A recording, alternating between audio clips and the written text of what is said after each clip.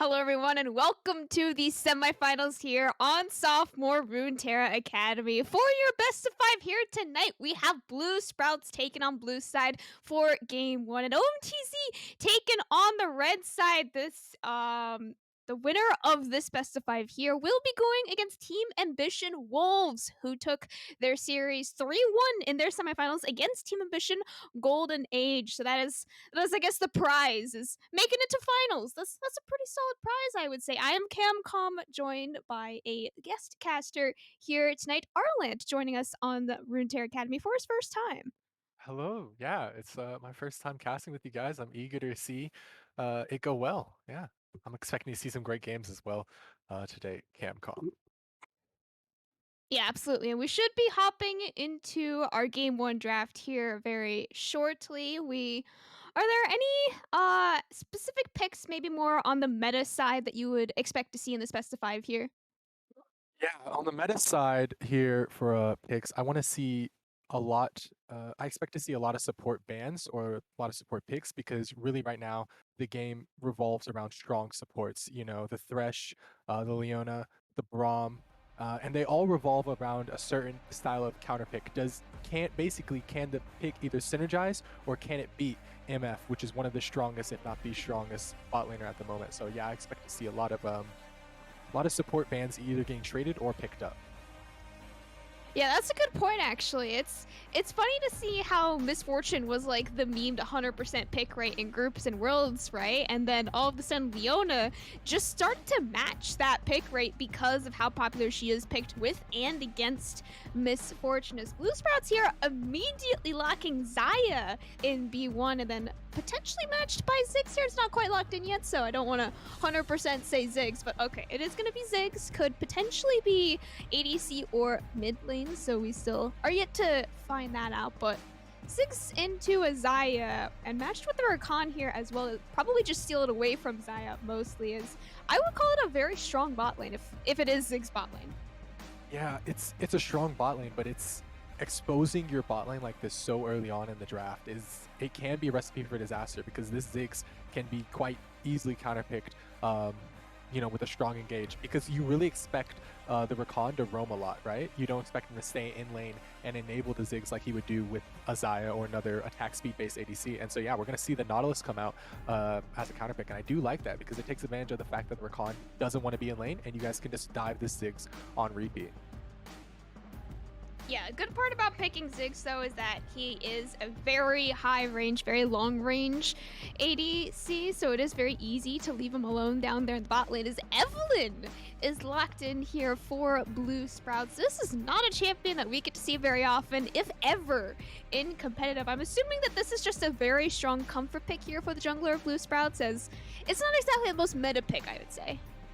Yeah, it's not a meta pick, but I wouldn't say in this current composition it's a dangerous pick, right? Because I don't see anything that really is going to want to take advantage of it. And if you can get a lane priority top and mid, because I think the lane priority is already secured for bot side. They have such a strong 2v2 in comparison to Ziggs or Khan. If they can get that strong mid counter pick or that strong top counter pick, this Evelyn can really take over the game super quickly. Yeah, she's a very strong team fighter. Her number one reason I would say for picking her is to pick out players that are mispositioned, and that is hard to do, especially in competitive when you are in a team call with like all five other players, right? It's you pick someone out and then your champion is useful, and if you're not able to pick anyone out, she's not like a Vex, where Vex is an assassin that is built specifically for team fights. Evelyn, she's good at stealing objectives. She's not so good at team fighting, which is something that we do see a lot here, especially in the sophomore level here at Runeterra Academy. I do like Set being picked, especially into the Nautilus and Evelyn, as you're not going to be one-shot Set anytime soon, even if he is caught out. And Nautilus, you can also ult Nautilus as Set. That gives him a very strong target to have as his engage. Absolutely. And you know what I want to see here with the Silas getting banned away, with the Kiana getting banned away? I want to see a Twisted Fate pickup, because having the Twisted Fate and having the Evelyn makes your 1v1, or sorry, 1-3-1 so incredibly strong, right? Like, who can match that really? You have the Twist of Fate ultimate all over the map.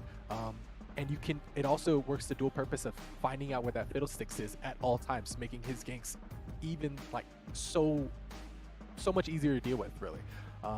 So yeah, they're gonna pick up Volibear as a counter pick to the set matchup. I like it. It can work, but it's also a very flippable lane, and if this Fiddlesticks can get in there and do that, then it might be all she wrote for the Volibear. Yeah, absolutely. And we do see the full comp here locked in for Blue Sprouts. I guess that is going to be a Volibear top lane. I was almost thinking it was a jungle, and then I was like, wait, no, there's still an Evelynn locked in. So it is a Volibear top lane, Evelynn jungle, Galio mid with the Xayah Nautilus bot lane. So no, I would say surprise flex picks that we could have potentially seen there, such as a Galio support. I mean, in the off chance that, like, when we all remember how Nautilus got like that random huge buff damage to monsters, right? We're not seeing a Nautilus jungle here, quite that level here in game 1, as we do have that Tristana R5. Usually AD carry is not the role that is given the counter pick on R5, but Tristana is a very strong one. Yeah, and I like it. It allows you to have that flexibility in the draft. The Ziggs can go mid if they really want to put into Galio, which I don't think is the plan, but they can, and what they are more likely going to do is put that Tristana into the Galio, and I like Tristana as a counter pick to Galio. You can buffer his knock-up, you can buffer his taunt, whatever he chooses to do, and you can knock him away in team fights. You have a powerful disengage tool, and you get so much priority for your Fiddlesticks to allow him to invade the Evelynn and really turn the invades that I think will be coming out from the side of Blue Sprouts. On the opposite side, the Galio still fulfills that 1-3-1 split objective, but they can also turn it into a 1-4-1. Like, they still have that powerful cross-map plays that you want to be using when you have an Evelynn on your team. Yeah, absolutely. And with the Fiddlesticks into Evelynn matchup specifically there in the jungle, neither one of these champions are really looking for many pre-6. Both of them are very heavy to farming to level 6, right? Evelynn, you gotta hit that 6 that you are invisible in your ganks, and Fiddlesticks, his ultimate is extremely crucial to his ganks. You can't really just walk up to someone if you're a Fiddlesticks level 5, right? It's much more powerful, and of course, on our Halloween theme here, much more to be ulted by a Fiddlesticks, especially over that like bottom lane wall, like next to the tri-brush, right? That's the wall that's the most terrifying to be ulted over. Yeah, Fiddlesticks, I like it here.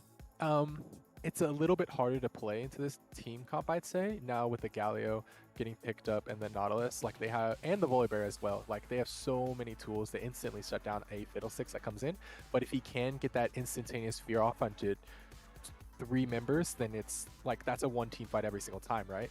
But yeah, like I said, they have so many options to keep the Fiddlesticks away from that it doesn't mesh well with the rest of the team, because the rest of his team really wants to go in, and he's more of a disengage kind of go in. Like, you bait them in, and then the Fiddlesticks fear over top, and they just simply get crushed.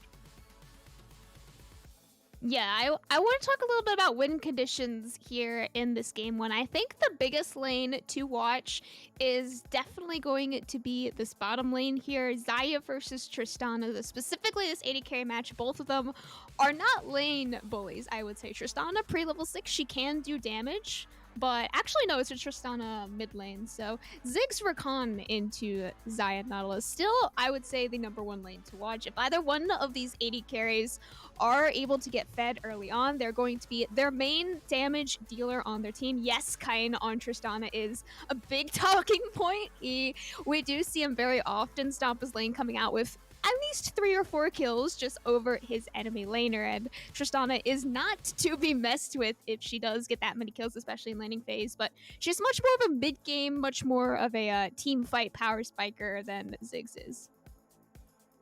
Yeah, absolutely. And I think you're right. Definitely want to be keeping an eye on the mid lane, right? Because that's why you drafted the Recon. That's why you drafted the Fiddlesticks. Because from mid lane, Fiddlesticks has so many old spots, right? Like, it's really hard to ward and protect all of them. That's why the Galio is actually a really safe pick, but it's also a dangerous pick because it's very flippable, right? With the Recon showing up out of vision, Fiddlesticks out of nowhere, but you can just sit under turret and farm and then ult bot lane or ult top and secure a kill, secure an advantage other places.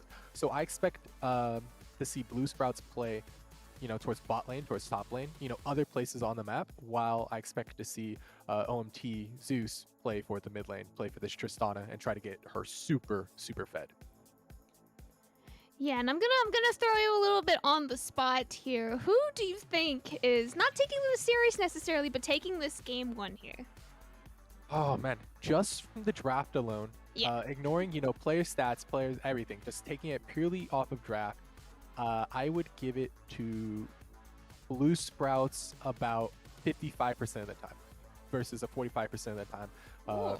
for the side of OMTZ. And it's like I said, because they drafted the Rakan so early on, the Rakan can't support the Ziggs, and the Ziggs can easily get dove over and over and over. And the Galio is always going to be there for backup. And top lane is super safe, and they can dive, with the Volibear. So yeah, I'm going to give it to them 55% of the time versus 45% of the time. If the Tristana gets rolling, of course, it's game over. That is a good point. I am slightly worried about Blue Sprout's team comp having a lack of damage. Xayah is really their only DPS that they have on the team. Evelynn gives a lot of burst. Volibear and Galio have like a little bit of burst, but they're mostly tanks, and Nautilus is in that same boat. So I'm just mostly concerned about how well this team is going to be able to 5v5 team fight. Yes, they have other win conditions. They're ideally a pick comp, which is, I would say, a lot harder to execute than a team fight comp, because you can't just run at them with this team. Evelynn, she's not a run at you champion. Volibear, he can be, but he's much better in side lanes. He's much better in 1v1 scenarios. So with that kind of like slightly harder execute level type of comp here, I do want to give it over to OMTZ. Kaiden, being on Tristana, I've seen Kaiden play a lot in the past few weeks. Maybe not a lot of Tristana, but a lot of mages. He gets very fed in lane, and Tristana fed in lane. I mean, I hate it in solo queue. I hate to see it. I hate to play against it. I'm putting my money on Kaiden here on OMTC for the game one. Yeah, absolutely. And I think you're right. It's a lot harder to play this pick style of comp, but I think it's just it's such a strong style of comp, and if you can play it well, then it blows every other one out of the water, really. If you like can toss a Zoe in there, toss a Jace, play these poke slash pick comps, and just look for that, it's insane, right? But they don't have that, so they're gonna have to heavily play for the Evelynn and heavily play for this Xayah, because those are their, like you keep saying, those are their damage sources. I think they might have hurt themselves a little bit in the draft by drafting the Xayah blind pick, but really, what else realistically do they have? They have the Lucian was banned away, the Misfortune was banned away. There is the Caitlyn, but Caitlyn is abusable by certain other champions, like a Jhin. The Sivir can sit back and just farm it out. But yeah, like the Xayah kind of ruined it, but they also, made it reciprocal by forcing them to draft away the Rakan, which is something that they can definitely take advantage of, and I think that they should.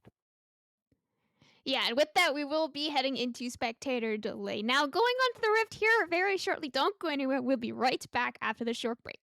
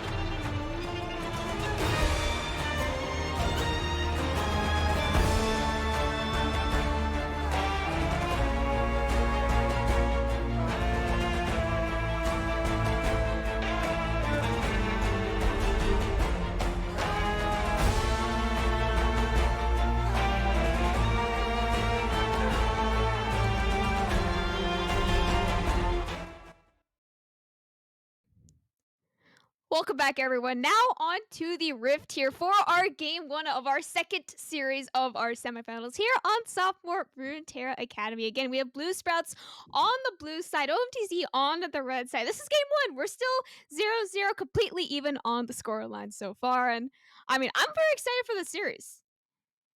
Yeah, I'm also very excited. I can't wait to see how this Evelyn-based team comp, kicks off. How they go, how crazy do they go, as we get a little bit of dancing in the mid lane. Ah, yes, this is the Fun dancing that we content. like to see, of course. I mean, the fiddlesticks, that is the best dance in the entire game right there. I mean, if we could just like get this Pretty in good. slow motion, it's just this is the top tier entertainment that we signed up for here tonight. Yeah. Now, looking at their 5-point setup, they're going to be stacking for the side of Blue Sprouts towards the top side. Um, it's a good idea if they're seeking for a late invade, which I think they might be doing, but the Evelyn isn't, there, so it's probably just for vision, and that's smart. Getting that early Raptors ward lets you know which side this Fiddlesticks is starting on and what you should be expecting come Scuttlecrab spawn. Yeah, I do think the level 1 here isn't really favored towards either team. Yes, Nautilus has a very strong level 1, but on the flip side, Evelyn, her level 1 is extremely weak, assuming that she leveled Q level 1. That is, well, I could actually check that. Yeah, she has Q level 1. Q doesn't really do a whole lot of damage if it's not specifically to a monster level 1. So, as much as you might have a hook, if you don't have any actual damage, then how are you actually going to follow up on it? Yeah, that's very true. So either team's not going to invade, and they don't get any vision. Um, So come Scuttlecraft spawn at 3 minutes 15, it's going to be real spicy seeing the Fiddlesticks and Evelyn, whether or not they choose to go for the Scuttlecraft or let themselves more than likely get double scuttled, because it's looking like the Galio will get early priority, which makes sense. It's a Galio. He has the AoE passive on like 3 abilities. Um, versus the Tristana, she just has auto attacks and she has to auto attack consistently. If she can't get in range, it doesn't even matter. Yeah, both of these junglers here did start on the bottom side. Now both of them are heading up to their top camps, so we could potentially see a scuttle fight here at the first top side scuttle. Currently, both of the solo lanes for Blue Sprouts do have lane prio going in to the scuttle spawning here in just a couple seconds moving forward. So full clears for both junglers, but level 3 fighting potentially between the two of them, I would say does go towards Fiddlesticks, as we have a lot of heavy trading here in the top set after that, taking a lot of damage there from Ridley, and that could very much change how the Scuttle fight's about to play out. Yeah, that trade was really rough for Butte there. Like it um taking all that damage so quickly, losing the level 3 advantage, it doesn't secure Scuttle at all. And that's something that the jungler is gonna be later in scrims, be like, what the heck was that? Why did you go in for that trade right then? Why couldn't you have just waited until afterwards? But of course, he had to go for that trade. The wave was a little bit frozen under the side of OMTZ's tower. So he had to go for it, had to look for something, or else it was just going to be even worse advantage later on. Yeah, now he's able to let that wave crash into his tower. They already got that top scuttle. It is going to be that trade of Warhead. He realizes that he actually did have the faster clear. He cleared all 6 of his camps, I would believe, like a 15 or 20 seconds before Dallas was able to. So he gave up that top scuttle. He takes that bottom skull for himself and could potentially look for a bot lane gank. Yeah, if not a bot lane gank, then definitely already the flash coming out from the Butte and an early gank coming in here from Dallas. Do they Yeah, have the after was damage? already forced to flash away here, really is holding it for a very long time, but Dallas is blocking his way towards the tower. Ridley is going to be forced to flash or just give his first blood Ooh. here. It's still going to be going down. First blood picked up there by Dallas using his own flash to secure. Meanwhile, in the bottom lane, we have a little bit of a 2v2 going on, but I don't think there's going to be any kills. Yeah, that was just a little bit too much disrespect there from the side of Ridley. Just didn't expect all the early damage coming out from the side of Evelyn. As we get a quick gank in here from And jumping Warhead. in here onto Caxi, doing a lot of damage. Is Oh, able to pick up fights the everywhere. first solo kill for himself in the mid lane. Oh my goodness. Warhead, he had a gank in the bottom lane here. It didn't look like he got a whole lot other than Jason's flash, though. Yeah, maybe Jason could have held it, just use the cleanse on the fear, but he didn't even toss the fear out. Just really just walked in there and got his flash for free. That's a perfectly fine gank. And in conjunction with Kaiten getting that solo kill on Akaxi, uh, it's just looking like everything's going right for the side of OMTZ. Yeah, they Ridley, he did get ganked early on. He did give an early kill over to Dallas, which really is one of the two members on Blue Sprouts that you do not want to be giving gold to. Now Dallas has a Dark Seal very early on. If he's able to get some stacks onto that, especially pre-level 6, that just escalates his scaling even higher. If you don't want to deal with the Fed Evelyn that you have to see in solo queue, I mean, you know how scary Evelyn's can be. We're going for this like full Halloween spook fest. I expect to see in Viz champions in the jungle in all 5 games tonight, assuming that we go Oh 5 games. boy. I mean, we're going on this theme here, and I'm appreciating it. Oh man, I don't want to see a Shaco. Please no. The amount of It's the the amount of night for it, flashbacks I'll man. get. Oh, I'm not ready for it. But yeah, each side just trading some kills and summoner spells back and forth. Not too much of a crazy advantage right now in CS wise either. Especially after Butte picks this really big wave up top side. Um, just contesting vision, setting things up, and getting ready for when everybody gets 6, which is where everything is going to start picking up. Yeah, level 6 has been popped here by Ridley there on the top side. He had about 20 or 30 seconds up of being level 6 against After, so that could have been a little bit of time, but he didn't know where Dallas was, and it is very scary to especially be diving a Volibear if you don't know where his Evelyn is. If you're giving Evelyn Dark Steel stacks before she's even level 6, that is just escalating her past the point of no return. This is a champion that, once given a couple kills, if the Evelyn player, and specifically Dallas here, knows how to play their champion, he can absolutely snowball this game out of control, especially being the only AP damage on his team. Yeah, that's something we want to take advantage of. They're trying a quick gank on the Kaiten. Absolutely nothing comes of it. But it does give them pressure, to clear out some vision bot side and start for an early contestation of the Drake.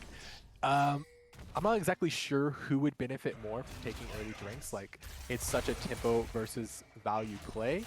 I think I'm going to have to give it to the side, of Dallas because they really want him to get those early Dark Steel stacks like you've been saying and start scaling early. Yeah, it does look like First Dragon was started on the bottom side here by Warhead on the side of OMTC. I don't know if they actually saw Dallas here on the top side, but he is losing a lot of time and a lot of tempo for a dive that is very hard to accomplish. Ridley keeps pulling out the Volibear ultimate for as long as he can, but it is still not going to matter. Dallas, with that last crisis, able to pick up his second kill of the game, trading it for the First Dragon going over to OMTC. Yeah, that was just honestly a very well played dive for the side of Blue Sprouts there. Like, yeah, Ridley made a mistake in trying to ult the Volibear when he's unstoppable, but still, just knowing that, okay, we have to do something because they are taking this Drake, like they saw the vision getting cleared out, they're saying, okay, they're taking this Drake, so let's go do something on the opposite side of the map, and that's just good game sense right there. But Warhead, unfortunately, looks like he's going to steal this red buff. Not fun, but it is what it is. Evelyn doesn't really need it. No, Evelyn doesn't need red buffs here. Man, if she face checked the fiddlesticks, that could have been a little scary. Interesting rune choices here. I haven't quite seen them yet. We do have Dark Harvest on Warhead. Kind of like to take Ignite over Teleport. That's going to have a big impact going into the 20 to 30 minute stages of this game. And on the flip side, Ivor did opt to take Teleport. So they do still have 2 teleports on OMTC. It's just one of them is on the AD carry as opposed to the mid laner. And then Jason, he's taken the cleanse. I would say very smart choice, especially into the amount of CC, specifically the fear from Warhead that OMTC has. Yeah, I like the cleanse. It's just a good tech piece in general, especially into, a Fiddlesticks or anyone else, to be honest, the charm. But I don't exactly like the teleport going onto Ivar here. I think it should be on Kaiten because you want to have that split push threat, and I think Kaiten is going to be that split push threat, going into the later stages of the game, and going for, ignite kills in lane or, in early fights is just a little bit too greedy when you could have something so much safer and just generally a lot better overall. But, they still have that teleport and they still expect Ooh, he stole it. See, might be caught out here. He was able to steal away the scuttle, but Dallas is walking up here looking for a pick, potentially on Warhead, flashing it. Trading his flash for Zephyr, though, caught out. Still level 4 on the Rakan. Does not have the quickness available quite yet. Rakan, or Galio, is trying to go back in, is not going to land that ultimate there, though, unfortunately. So there will not be any CC, and that's a lot of big summoner spells burned, and not a whole lot of kills being found. Yeah, that was a lot of, a really uncoordinated fight from the side of Blue Sprouts. That's something that you want, hopefully, that they fix up super quickly, or else it will come back to bite them. Because like everybody else was out, like after just flashed out, and then Taxi with his ultimate over the wall took a lot of unnecessary damage and lost his own flash in the process. So yeah, if you're a fan of Blue Sprouts, you really want them to fix up that dysynchronization and communication. Oh no, Zephyr. Oh no, you're face-checking Dallas right here in your own jungle. You have to expect Evelyn to be sitting in every single bush. If you don't have vision of Evelyn, you have to expect she's sitting right in front of you. And unfortunately, Zephyr, he was not so lucky that time. Now you have 4 Dark Steel stacks and a 3-0 Evelyn. That is Dallas on Blue Sprouts. This Evelyn's gonna become a big problem for OMTZ. Yeah, and while we're focused on Dallas, I just want to highlight that Jason already has his first item in the Essence Reaver, and that's a scary thing. That's already, that just show, and he has a pretty significant CS lead over Ivar.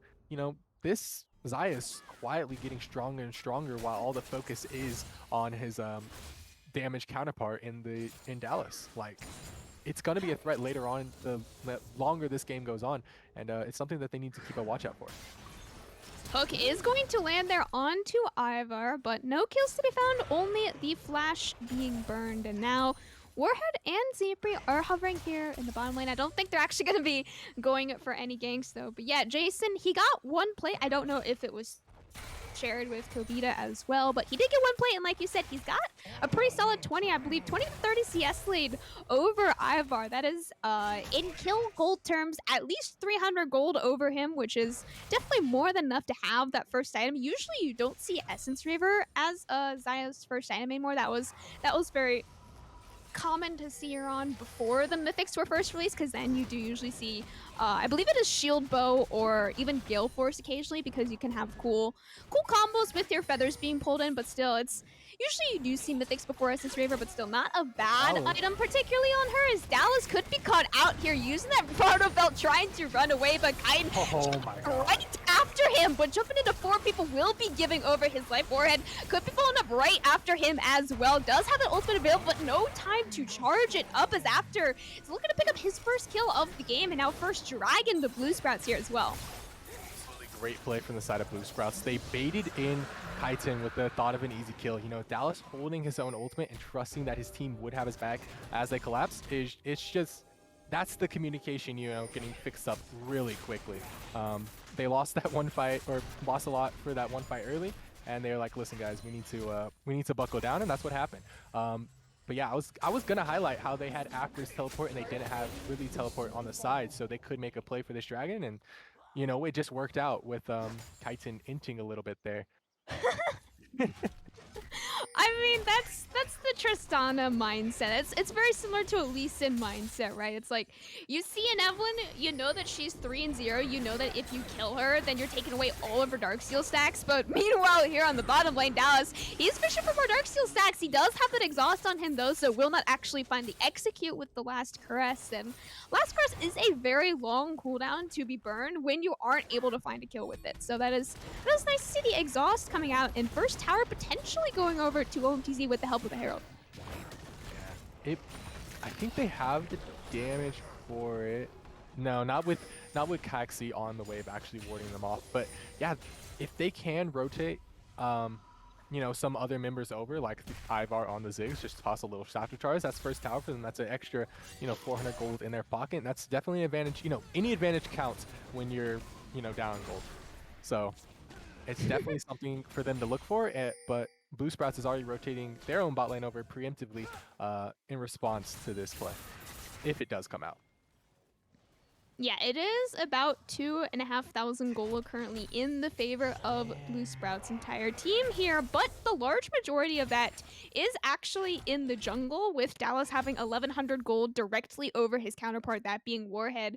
He is very much ahead in XP as well. He is just about 3/4 of the way to level 10. Meanwhile, Warhead, he just ticked level 9. So this could very much turn into at least a 1 level, if not 2 level lead here for Dallas, assuming that he is able to keep power farming, keep clearing, and the Zeppelin, man. I can't emphasize this enough. Dallas is going to be huge later on in this game. Absolutely. Dallas is the major power point of this team, but they do have a lot of tools to shut down Evelyn if she does go in for the kill. As long as Zephyr is conservative with his charm, with his jumps, with his engages, and he really plays to peel back the team. But that, by using the recon, is that you don't have anyone else to go in, so they're going to be suffering, you know, from a lack of engage here. I do want to highlight just one minor thing though.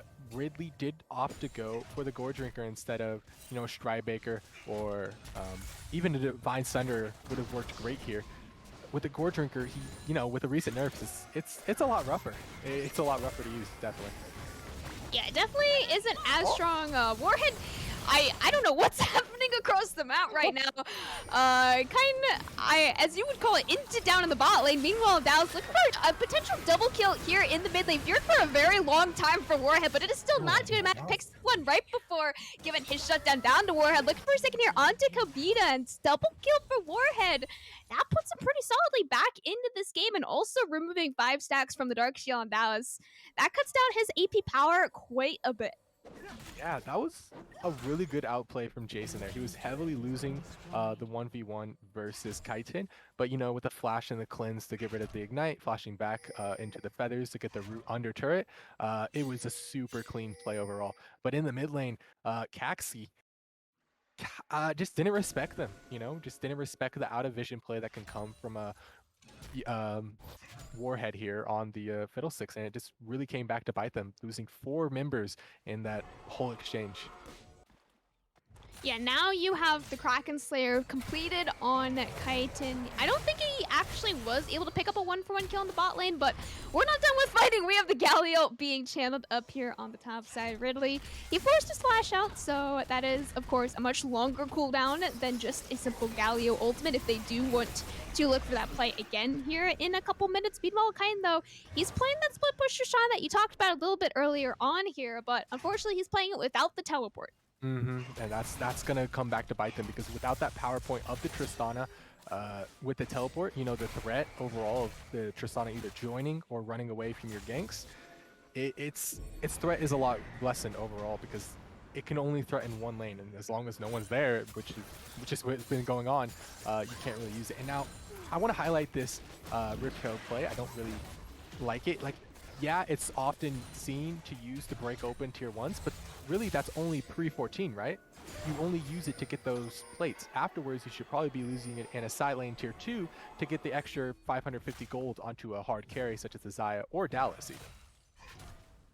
Yeah, Jason or Dallas do definitely need as much gold as they possibly can going into this mid game here very shortly. It does look like Second Dragon will be picked up there by the side of Blue Sprout. So now you do have 2-to-1 dragons. Warhead, though, could be caught on the wrong side of Rift, but you thought that until Caxi was the one actually face-checking the side of OMTZ. Kubita does land that hook, and landed there onto the backline of OMTZ, doing a lot of damage to Kaitin. Uses that flash, but still not able to run away from Dallas. It's just a matter of time before Ivar and Z3 are potentially going to be falling. Ridley walking down here from the top lane just to make sure that his bottom side members are able to walk out alive. Dallas about to pop the passive again, though, so going in Biz could potentially look for another pick. Yeah, that was really interesting. How I was like, are we on the right side? What happened to the map? Why is everything flipped? Yeah, that was just, honestly, they understood that the Drake was being taken, and it was the right play to you know, go for that mid tier 2. That's what I would have done. That's, you know, what a lot of teams would have done. But the issue came afterwards when they just didn't have the tools required to get away. With Zephyr getting away so early, he should have been escorting his more valuable members like Warhead out, using his own recall and ultimate to charm him away, you know, knock him up, doing other things. You know, he can escape a lot easier than Warhead can. And Yeah, I guess they just expected him to pop a stopwatch a lot faster than it never came out. Yeah, Rakan likes to do Rakan things. That's a very good way of putting it. I would also say Evelyn likes to do Evelyn things as Evelyn does do Evelyn things. yes, with the protocol completed here, Dallas is sitting on 2,500 gold currently in his pocket. So once he recalls, he's full buying his next item, whatever he decides that next item to be at this point, unless it's like full death cap or something. Which if you're second buying a death cap on Evelyn, then that's a bigger problem than holding 2,500 gold in your pocket. But next dragon here is in 3 minutes. It is possible. Ridley looking to have a 1v1 here on the top side. Once again, there is no tower shots going on to after, though. That ultimate did just run out. Ridley survived for a very long time, but still flash from after will find yet another solo kill here in the top lane. Ultimate being channeled here by Warhead, but without that stopwatch, he takes a lot of damage right before actually taking the shutdown. 150 off of after. Kobita and Jason, they are walking up here. Warhead healing off Wolves Krugs quite a bit, and it looks like they're just looking to steal away that red buff. It's just a little bit of a return for what happened earlier. You know, Warhead stole Dallas's red buff, so they just decided to steal Warhead's, and everything's good. But yeah, and, a good dive coming out from the side of After, recognizing that he had so much damage over this set. It was just smart play overall. Uh-oh. Oh no, Warhead! Okay, he did have that fear landed on to Dallas though, but Dallas, more importantly, has a red buff over Warhead plus the passive healing. So as much as you're able to poke out this Evelyn, she's going to be healing it up back up very quickly with her passive. She does wait to proc it. Yeah. Now, I don't know who I would like in the bot lane. I definitely would much prefer After to be in the bot lane over Caxi, matching this Tristana split push, but I understand why they put it, because, you know, it's a safer matchup overall. He can farm from range, but I think you want the Galio closer to the team to ult for those plays, as we're potentially looking for a solo kill. He popped the Predator, but unfortunately Predator does not allow you to run away, and it is only used as a gap closer now. So Kind will be picking up that kill onto Caxi, as well as taking the outer tower finally in the bot lane. He's died for it a few times now, but finally taking it, as well as a kill for himself, does put him back in this game at least a little bit more. Absolutely, and he has a pretty substantial, about 1,700 gold lead over his mid lane counterpart. So he definitely can be put in a position to carry here. It's really just all about shutting down Dallas on the Evelyn, because it's getting out of control really fast. It absolutely is, as at this point, Dallas, he has the classic Evelyn presence of you have no idea where he is, so you have to assume he's in your lane, standing right in front of you, like he was just then to Ivar. And if you don't assume that, then you could definitely just be dead immediately. Zeus looking for a potential engage here. Ridley using that blast code. There it is. Directly onto Dallas, use the last crest, still not able to run away. Shut down Fallen over to Ivar. Kobita trying to flash away, but there is nowhere left to flash. Galio being chilling. Knockup will land onto two members. Jace picking up the first kill here, but Warhead doing a lot of damage for the first time here on the Fiddlesticks. Ivar landed a lot of clean Qs there in the backline, doing a lot of damage, keeping himself alive here for a very long time as well. Caxi will finally fall, and Jason just running away. Last member remaining on the map for Blue Sprouts. Yeah, they had a super good play there from OMTZ, like super good. They had Dallas killed. This was their chance to run away with the game, and it was a super good engage. But I can tell you exactly where things went wrong. It's exactly when Kyten jumped into the middle of everybody on the side of Blue Sprouts. They just turned and killed him, and all of a sudden they have no more damage left for the fight. They can kill a few other members, but they can't kill Jason, so Jason gets to stay alive and farm up a little bit more. But with Kyten's int there, they couldn't turn directly to the Baron, which was what I was thinking. I was like, oh my gosh, it's 23 minutes in the game, they could take Baron now. But it just didn't work out that way. A little bit too overzealous on this Tristan. If he could taper his aggression a little bit more, he would be in a real position to carry this game. Yeah, and I think he realizes that he does decide to build that Phantom Dancer second item, so a little bit extra shield. It is kind of like, I would call it the shield bow 0.5 as opposed to 2.0. It's like, it's a half shield bow, it's not the full shield bow. If you have shield bow on top of Phantom Dancer, then you're pretty unkillable. So Kraken Slayer with it makes you half unkillable, I would say. As that team fight, I would say, was largely due to the fact that Blue Sprouts does not have a team fight composition. You have an Evelyn who exceeds very well at getting picks, but Evelyn was the first member picked off before that team fight even started. So she didn't get to find a pick before the team fight was there. And Jason, being the only other member for Blue Sprouts that is able to do consistent DPS in team fights like this, it's just not this team comp strength. They have to look for picks, and if they do want to look for team fights, it has to be with a preset advantage already and not with Dallas being the first member picked off. Absolutely. And one thing to like, oh, as a maybe a play coming on to Ridley here. Ridley here is very tanky on the set. Use that ultimate onto Dallas. Not going to be going down here very easily on the set. He has a lot of tankiness available. Could potentially look to turn this on to Dallas for a 1-for-1. But still, 2v1 not going to going very well from Dallas. Picking himself up his 6th kill of the game. And by the way, that's a Magi's with a death cap being filled. Second item. Didn't think it would happen, but it actually will be. Yeah, and one thing I just want to highlight, how to like you said, this Tristana is choosing to play further back in the team fight, but at the end of the day, she's still a reset champion. She still wants to jump in onto someone's head or use it to reposition and then jump around the fight.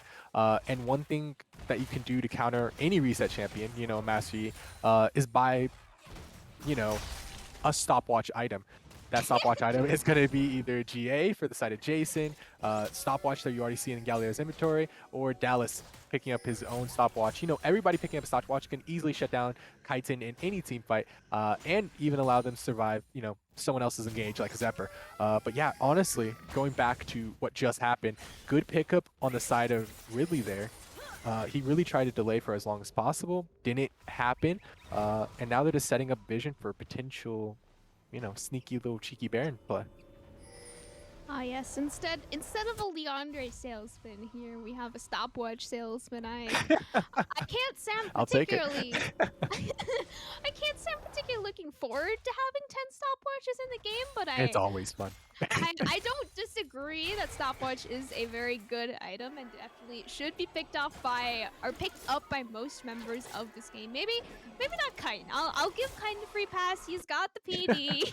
I think he should be able to live with his leapfrog abilities here in this game. When Shirelius is also picked up from Z-Priest, that is a lot of utility depending on how they use it. It could be an engage, it could be disengaged.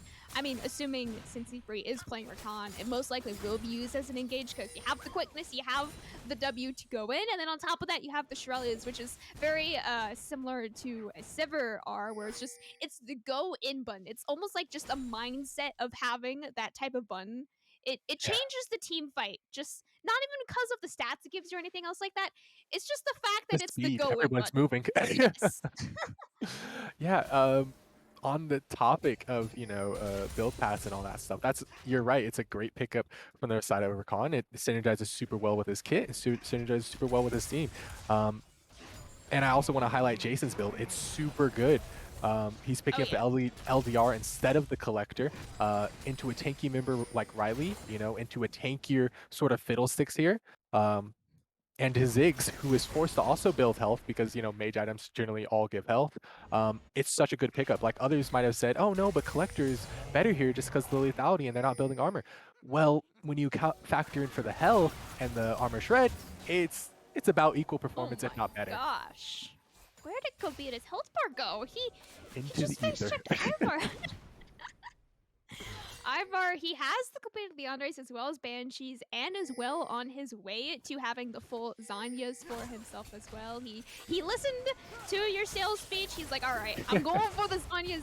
Oh my gosh, Wow. Man, there's too many assassins in this game right now. Everyone on the map is an assassin at this point.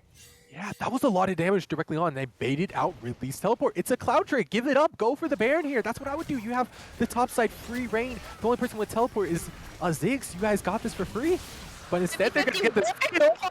To Blue Sprouts, stolen away there by Dallas. TPP landed on the top side, though, by after potentially looking for a team fight after, or it's just it could also just be a TP completely wasted. They are looking to potentially find a pick, for someone that is just not in the right position again. This is their team comp identity. They don't want 5v5s, they want a pick into a team fight. Kind of doing a lot of damage there onto After, but don't jump in, please. Okay, we're good. So it's the full disengage. They stole the dragon and are potentially looking for a Baron. Yeah, that went even better than I imagined, because it's like on this side of the team, the only person I feel like would really benefit from having Cloud Soul is Ridley and Zephyr here, but everybody else is kind of bad to say the least. It's not that great. But with them having the Cloud's point, it forces the side of OMTZ to respond to every single potential Cloud Drake, because you don't want Dallas with that extra movement speed. He can ult back and just run you down super quickly. Kobita can use it to reposition and fight. Jason can use it to reposition and fights. It speeds up After on his dives, and it makes Caxi super annoying to play against just because he's all over the map constantly. But on the opposite side, like I said, they don't have to worry about that. Blue Sprouts don't have to worry about that, and they can instead always threaten this Baron from now on. Yeah, this Baron is the next biggest objective here on the map. Currently, Blue Sprouts is sitting on Cloud Soul Point. OMTZ are just one dragon behind them, though, so it is still very close in the fight for dragons. Gold lead is also just under 1,000 gold in favor of Blue Sprouts, sitting 30 minutes into this game right now. That is a very small gold lead to have, and it has constantly been flip-flopping. Sometimes it's 2k in Blue Sprouts, sometimes it's 2k in favor of OMTZ. Currently, it's only 1k in Blue Sprouts' favor. So, in theory, if they are looking for a team fight, especially a pick into a team fight, it should go solidly in favor of either team. You can't just predict it based on the amount of money you got in your wallet right now. So it's not Blue Sprouts slapping anyone else around with their wallet. It's all about how well they can play these team fights. Can they shut down this Fiddlesticks engage? He has a lot of gold. He actually has a minor gold lead over Dallas for the first time in this game.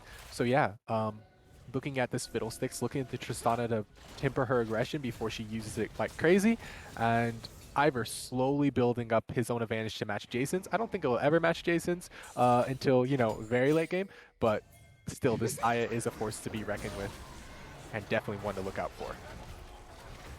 Yeah, Jason, he is hitting his 3-item power spike now, is building that GA as his 4th item as well, so is making a little bit of a pivot to more defense after the first 3 very offensive items that he did build. So again, Jason, he is the main, really the only AD damage dealer for Blue Sprouts. He has to build damage because the rest of his team, they're there to tank for him, except for Dallas. Dallas is there for AP damages. It's a little bit different, right? But still, you have to keep Jason alive, and then in theory, you also have to keep Dallas alive. But Dallas, he kind of just runs around and does his own thing. So. Yeah, Dallas has tools to survive his own fights, and I want to highlight this little tech piece here from After getting the stopwatch and building it into the Zhonya's. You know, oh, no. The Volibear does a lot of AP damage and has high AP ratios, so it's a really good pickup here. The supplement his already pretty good damage with the Divine Sunder pickup and the Starix Gauge. I like it, and it again, it allows that stopwatch to deny Kaiten from doing Kaiten things. Oh no, we don't want Tristana doing Tristana things. Warhead flashed in here, finds the fear onto Kobita. Dallas looking for a backside fight here. He does not have the pick available. Just so much damage. Kaiden immediately deleted off of Summoner's Rift, but now Dallas finds himself in a 1v5. He has to stall for his cooldowns to come back. Taunted up there. Warhead not going to be allowed to play League of Legends here once again. Ridley, he's one-shots Jason. I don't know where Zaya went after. Looking for a kill back here onto Ivar, though. Ivar taking that real and does not have any mana remaining. Shutdown will fall to After Z-Free. Next one here on the table. Charm will hit. Dallas picks up that kill for himself, and Ridley all of a sudden the only member on the map for OMTZ. Yeah, that was... The fight was a little bit rough because Jason, he didn't immediately cleanse the fear and had to use, you know, he should have immediately cleansed the fear and instead lost his GA. Ults immediately after getting GA and hits a pretty nasty, you know, amount of damage across the entirety of the team. Great Gale Force in the root onto Warhead to secure that kill with After. But then he just walks through the minefield of Ivar, really focusing on getting that kill and doesn't focus on the fact that Ridley still has 900 true damage ready to pop him.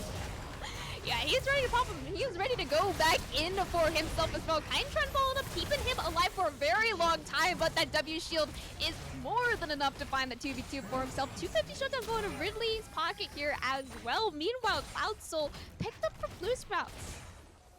Yeah, that's their Cloud Soul, and what else can you do but threaten the Baron? Because it's the only major objective for about 6 minutes left. Then the Elder comes out, and that's where everything really goes crazy. So, yeah, now we're just looking at them. They're going to start up the Baron with very little setup. Baron start up here, 5k remaining here. Dallas has already stolen at least one objective. Oryx reload Ridley as that shield surviving for such a long time. Dallas, last member remaining, is able to find that shutdown quickly onto Ridley as well. Z3 before giving his own 450 over to Ridley. Now Baron is the last thing left to take for OTC, but Kyan, he's not very healthy right now. Neither is Ivor Warhead. He has to take this, and he's doing it actually quite well. I was doubting their Baron. Yeah, with the Void Bear flank and the Galileo flank from above, they might be able to get Kites in here if they can hit the crucial damage onto him. That's going to be stunned. He tries to jump out. Will be able to find a shutdown. Is going to fall to after Ivar. Going to be going golden here just to live a little bit longer. Looking for at least one kill back, but will not be able to find a double kill for after. Looking for a potential triple kill here onto Warhead, taking down Realo. Lots of healing from that W. He's actually going to shut down after, and Caxi, he's just forced to rock away, and Baron is secured by OMTC, but the only member with it is the Fiddlesticks. Yeah. Honestly, a really good fight from Caxian after there to deny, Kiteson getting the Baron buff and makes the Tristana split push not as good as it could be. I like the overall play, and they almost got Warhead. They just didn't anticipate how tanky a Fiddlestick can get when he's hitting 2 people with Demonic Embrace activated. That gives so much extra stats, so much extra tankiness, and a lot of HP. It just allows him to sit there and tank their damage and say, it doesn't really matter to me. It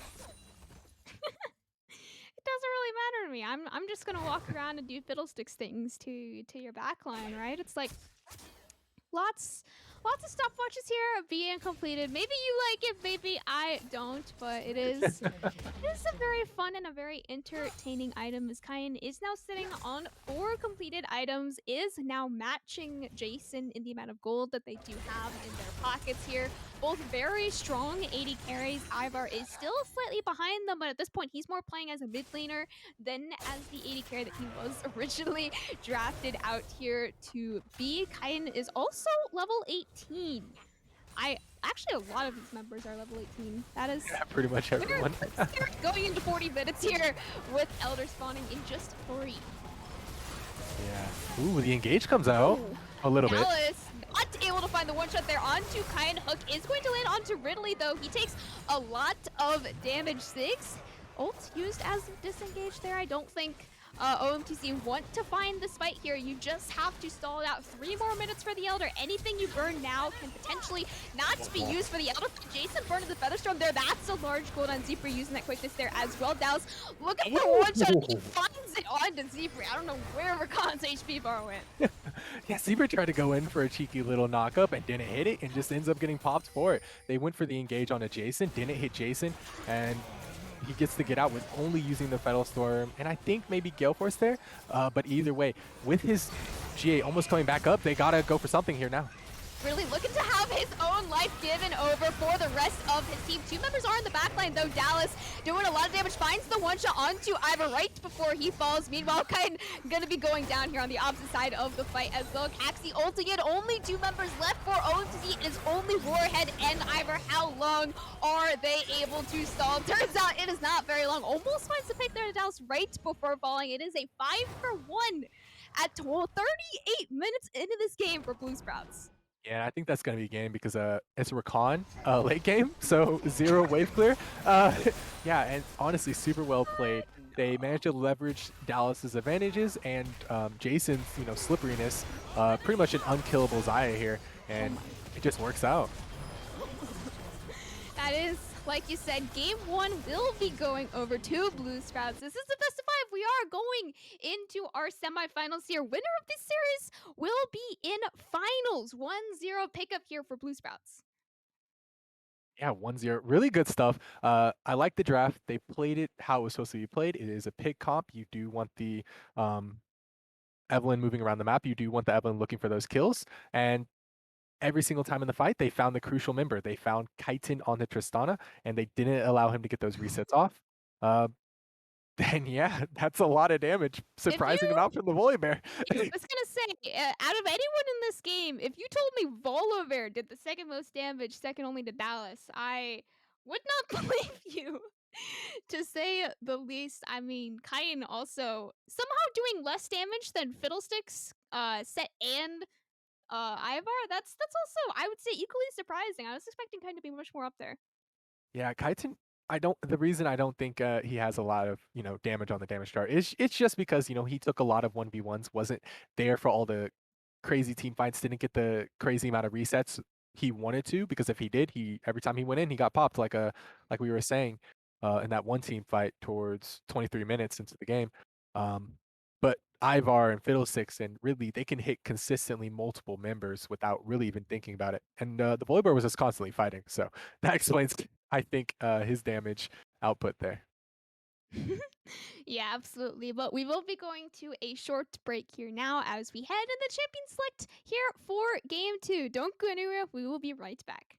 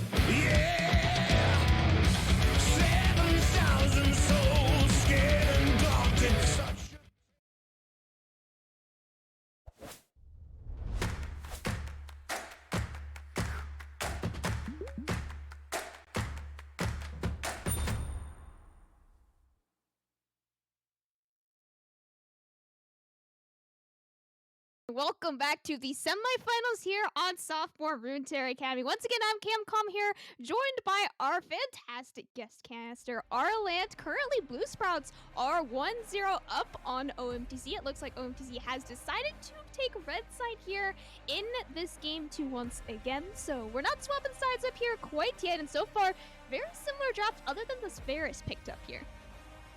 Yeah, Varus, an interesting tech piece. I'm not quite sure how I feel about him in the current meta, especially with the Rakan. It really feels like they're just taking away the Rakan just so they don't have it on the side of Blue Springs, or sorry, Blue Sprouts with the Xayah pairing.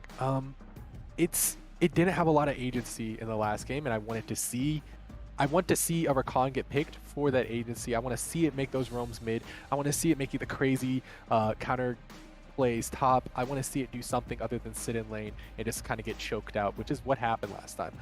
With the Varus getting picked up, more than likely I expect to see a lethality, kind of a knockoff Misfortune. But with Misfortune being up, I'm not quite sure why they didn't just pick that, you know? Either way, each team getting into the draft, and they're going to pick up Nautilus and Echo.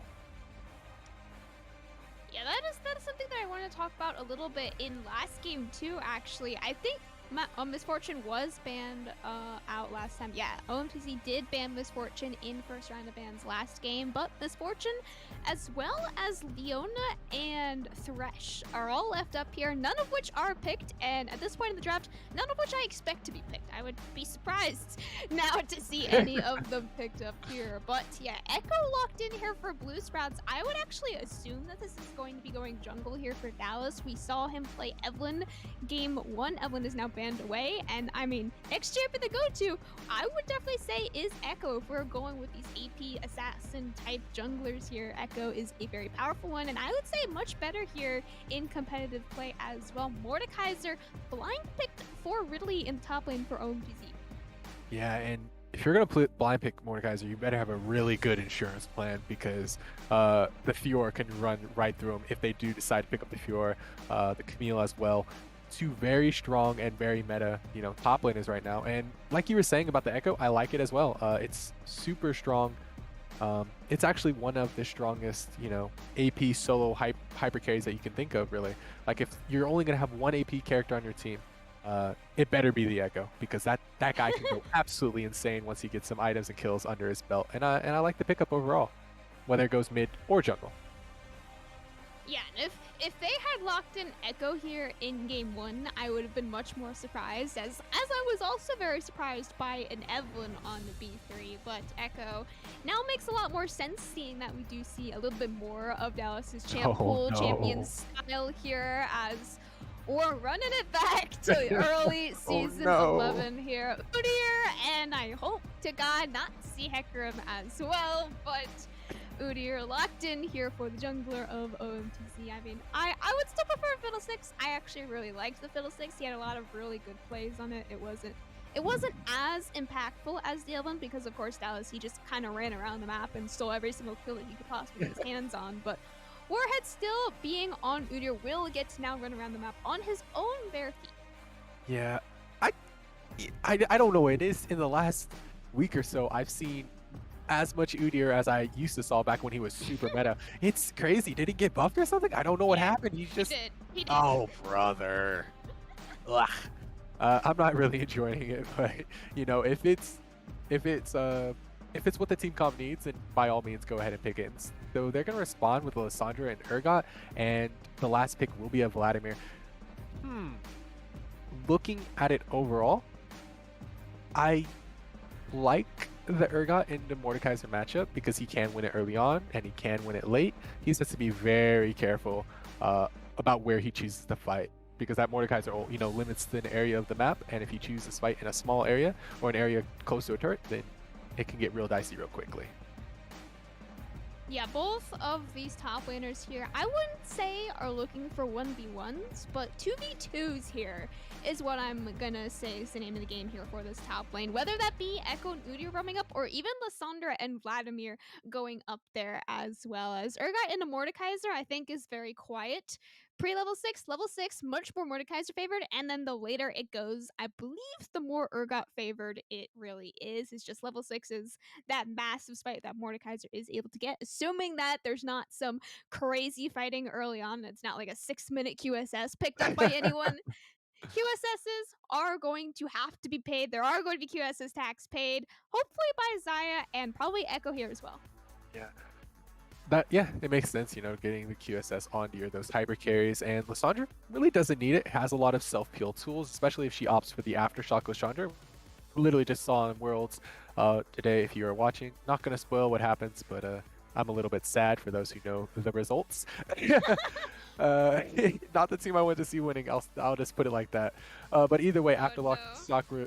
Aftershock Lissandra has made her return onto the Rift, and it's a good pick, I think, into the Vladimir. Really shuts him down early levels, and really doesn't let him move around the map as much as he wants later the game goes. So I like it.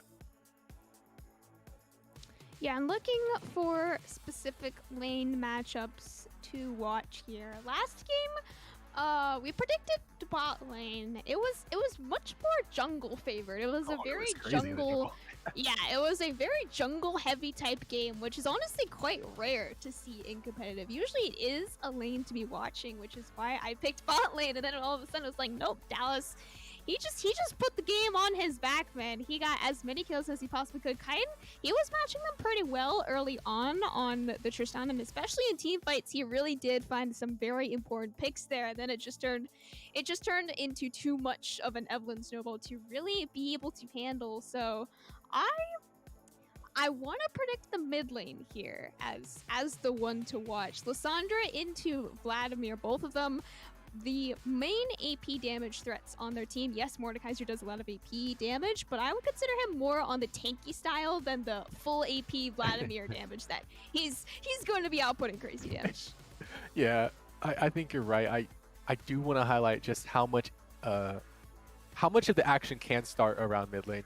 If they Yeah. do rotate the Rakan like I want, or if they do rotate the Nautilus like you want to see, because really, I don't think too much is going to happen in the bot lane. The Rakan, the Nautilus, it's even more obvious that they can dive the Varus now, because the Rakan really doesn't want to be in lane with the Varus not doing too much, especially if he goes lethality Varus instead of attack speed that Rakan can buff up.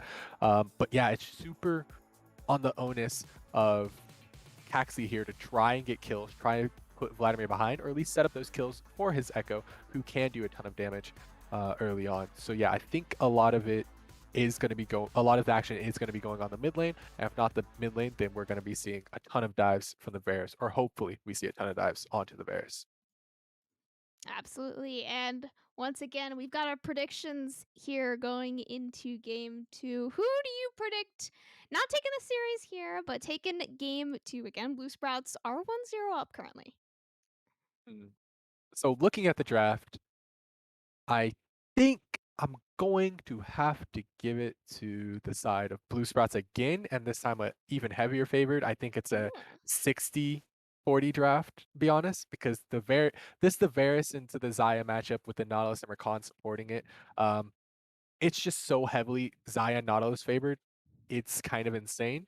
Uh, like even once they get ultimates, the Zaya can ult away from the Varus damage. She can ult away from the Rakan charm, and Nautilus can disengage the Rakan charm and then re-engage with his own hook. So it's like they have all the tools to answer that in the bot lane. And Lissandra can answer the Vladimir anytime. Deco can not run circles around the Udyr because that's Udyr's job, but he can definitely output some damage to make the Udyr say, "Wait, hold up, I don't know if I want to take that fight." And Urgot Mordekaiser, two tanks butting heads on a brick wall. Not too much to talk about there, but I think it is super heavily favored for the side of Blue Sprouts. Yeah, I agree. I don't think it's as heavily, but I do think it is just slightly more draft favored in their side. As well as we got to see Dallas absolutely crush it on Evelyn game 1. Evelyn, out of all champions, again, like that just blows my mind on that type of champion, right? That's not a very competitive or not competitive style type champion in the slightest. So seeing him on Echo here is going to be very exciting heading into game 2 here. So I will also be putting my points onto Blue Sprouts, but mostly just because now we saw their pick comp in game 1. Now they have a real team fighting comp. So team fighting in game 2 here will be very exciting to watch. Very back and forth, hopefully, as we saw in game 1. It was a 40-minute banger. We almost got to the Elder Dragon flip. Yeah, everyone loves an Elder Dragon flip unless it is at the end of a game 5, as we might have seen at another point. But with that going into We don't have to talk about it. yes, we're not talking about worlds. Oh no, It was we're rough. not. But It was rough.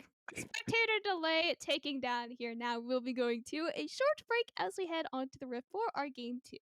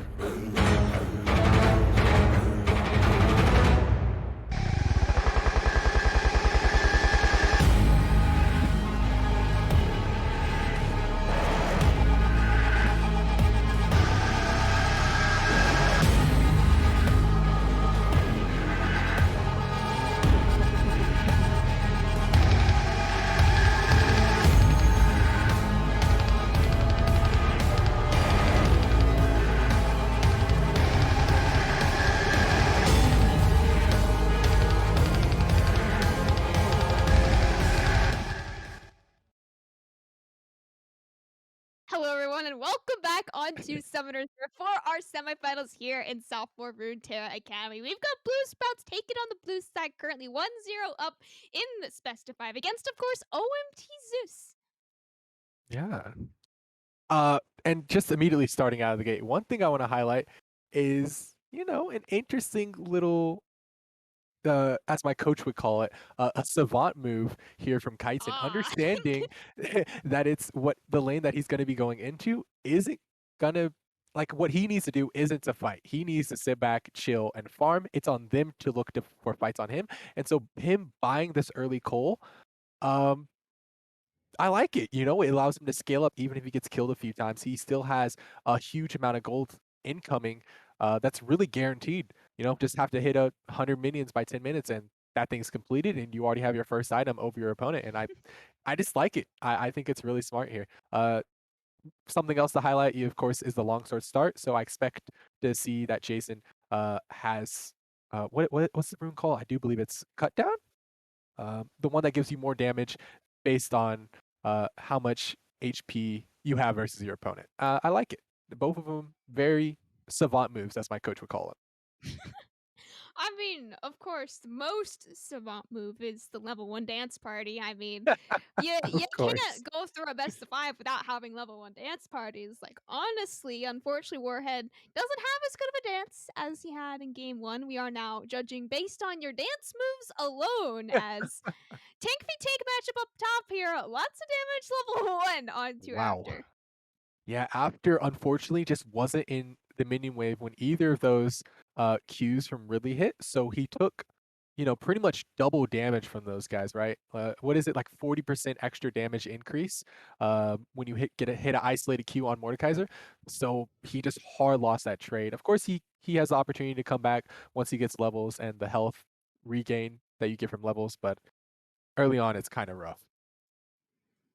Yeah, level 2 was picked up there first by the bot lane of Blue Sprouts. Unfortunately, Hook just goes wide. That could have been a very early and a very easy first blood for Jason or Kobita down there. It's just now you have the waiting game of how long do you have to wait before you hit level 2 for the bot lane of OMTZ. And once again, very similar jungle pathing as we saw in game 1, both starting on their bottom side buffs, pathing up to their top side, looking for once again a potential 315 scuttle fight. Yeah, it really is all about the scuttle fights early on in this meta, and after Eing in there, might lose this After fight. he might be forced to flash away here. Ridley has the fully Oh my stacked god. passive and first blood solo kill for Ridley, making up for his first blood in game 1. Yeah, didn't even neither of them wasted the flash. If after it flash, he knows that Ridley would have just flashed after him, and Ridley knows that he would have just flashed after him. So it was a waiting game, and he Oh might have no. just killed himself again. Oh no, after he TP'd up to top lane and he also flashed forward there on to Ridley. Actually, he just flashed away here. Maybe that was the spectator bug. It said flash was down before he flashed and then he flashed again. Yeah. So I don't know. Uh, He just flashed yeah. twice on my screen. So after he was able to make it out, but burning both of your summoner spells there in such a short time frame does give Warhead time to go back up there if he wants to. Kaiju Ooh. meanwhile is getting a gank here in the mid lane here from Warhead. Not any summoner spells burned though. Yeah, that was a really dangerous play there from Caxi, but I guess he just understood that even if he had gone for it, uh, with Warhead burning his flash in the top lane, didn't really have too much to worry about. And it looks like, yeah, they will just trade again Scuttle crabs here. So not too much to worry about, really. A dive might be coming out. They might be looking for it, but really does have flash, can outplay it, and I think they just call it off. I think it's way too hard to dive pre level 6 on Echo, and then once you do hit level 6 on Echo, then it's really easy to dive on that champion, right? Because then you can drop tower aggro with just the press of your ult key. And pre level 6, it is not that easy. You have an E, you can go in once, and then you're going to be forced to flash away if you want to try and get out. On top of that, Dallas also opted to take Dark Harvest, so he needs to start stacking up this Dark Harvest, very similar to a Dark Seal early on an Evelyn. It's a very high risk, high reward type of rune or item. You either stack it up and you get very fed, or you don't, and your rune choice is useless. Yeah. And one thing I just want to highlight, that was really good from the side of Warhead. They saw that Dallas was up toward the top side, pressuring so his jungle could back, and they took advantage of it. They messed up his jungle pathing entirely by taking those Krugs. You could see that he wasted time walking down to check the Krugs when they were already gone, and he's gonna suffer for it. So now, Warhead has that camp advantage over him, and a camp advantage can turn into something bigger as the game goes on. Kobita landing a nice auto attack there onto Ivor for the CC, but now counter gank coming in here from Warhead. Just looking for a little bit of damage though. No, nothing is actually going to be burned. Warhead, if he did have flash available, he did use flash in that gank up on the top lane, but if he did have flash, that could have definitely been an actual kill. Yeah, definitely. Look how much damage Kobita took from Oh yeah. Ivor's Varus right there. That was huge amount of damage right there. And Caxi super low on mana. Very dangerous to stay in this lane any longer, even with his jungle hovering around him. Uh, it's not advisable. But yeah, it looks like first Drake will be picked up by the side of OMTZ. So good stuff from them. And it looks like Echo took advantage of how long Warhead um, actually took to get more camps. So now he's managed to even up the CS score, and things are right again in the universe. Yeah, even CS score, but it is First Dragon here picked up for OMTZ. Usually, when you are soloing First Dragon, that should put you behind a little bit in tempo because it takes such a long time to be able to take it down. But Ridley here is going to be ganked up here on the top side using that death throw, flashing in onto Dallas, still level 5. Whoa. The Echo does not have the Chrono Shift available to be able to make it out. Flashing out though, living on just 1 HP from the death realm. Now Ridley could be caught out here after does have Death Beyond Fear caught or available if he did want to use it, but it looks like not any kills to be found. Yeah, think what happened, really used his flash a little bit too early, onto Dallas, and so Dallas, lose by the skin of his chinny chin chin. Uh, and after popped his own ultimate just a tad too early. If he had just waited to do his full damage combo, the slow that he would have gotten from how the ability works, the slow he would have gotten would have been much more substantial, and it might have actually led to a far easier kill. But either way, they got the flash out, they got the ultimate out, and now they definitely have a chance once Dallas hits 6 to dive him on repeat. Yeah, it is. It is largely just a waiting game on how quickly Dallas can farm up XP, whether that's from camps from Warhead's jungle, from his own jungle, or just stealing and soaking up that XP from his laners, of course. Because you have to hit level 6 on this Echo in order for it to be this real diving champion that he's trying to play it to be. Even Evelyn has slightly more presence early on because she has a little bit more movement speed and a little bit more CC that is easier to hit with her W. Dallas's W there on the Echo, you can still land a lot of CC on it. It just takes a little longer to proc. Yeah, it's a little bit longer to proc, and that's something you have to watch out for, you know? The amount of CC that you have in a team fight, it really can determine a team fight. Like we saw all the way back, EDG versus SKT, perfect wombo combo, and it turned a 10,000 game goal lead game into their victory, right? So yeah, just really looking at them to layer and target select correctly as the game advances.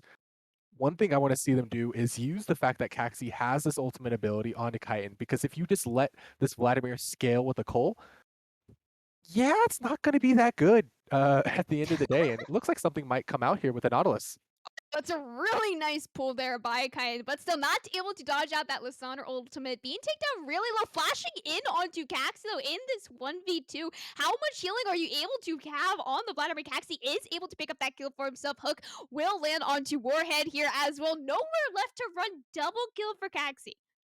Even as I say it, action pops off in the mid lane, and like you said, a double kill for Caxi there. Um, yeah, that went perfectly. They baited out the Vladimir, thinking he could get a kill on a Caxi, thinking he overextended, used the ultimate on himself, popped the ignite down on him, so he didn't get any healing whatsoever. And a great rotate by Kobita into this Herald take. And at 9 minutes, you have so much time to use it. You can use it top, you can use it mid, you can use it bot. It really doesn't matter, just as long as it gets onto the gold of a carry. Yeah, and I mean, at this point, Caxi, he's got the most gold on his team right now, sitting up there at 3,600 gold currently, 600 just sitting in his pocket at the moment. This is going to turn into a big Lysandre, even though he did take, I actually thought he took Aftershock, never mind. He did take Comet on the Lysandre, so he was going in expecting to deal damage, and with that rune probably did allow him to get that double kill with Aftershock. He probably wouldn't have had the amount of damage to kill Kaiden. Absolutely, and it's not bad. A lot of Lysandres, myself included, take Electrocute. It's pretty good. And Comet is an interesting, savant move. I think here it allows him to poke out the Vladimir, and you could see it throughout all of the laning phase. Vladimir was constantly getting poked out, took so much damage early on, and it's really what allowed that kill to pop off for them.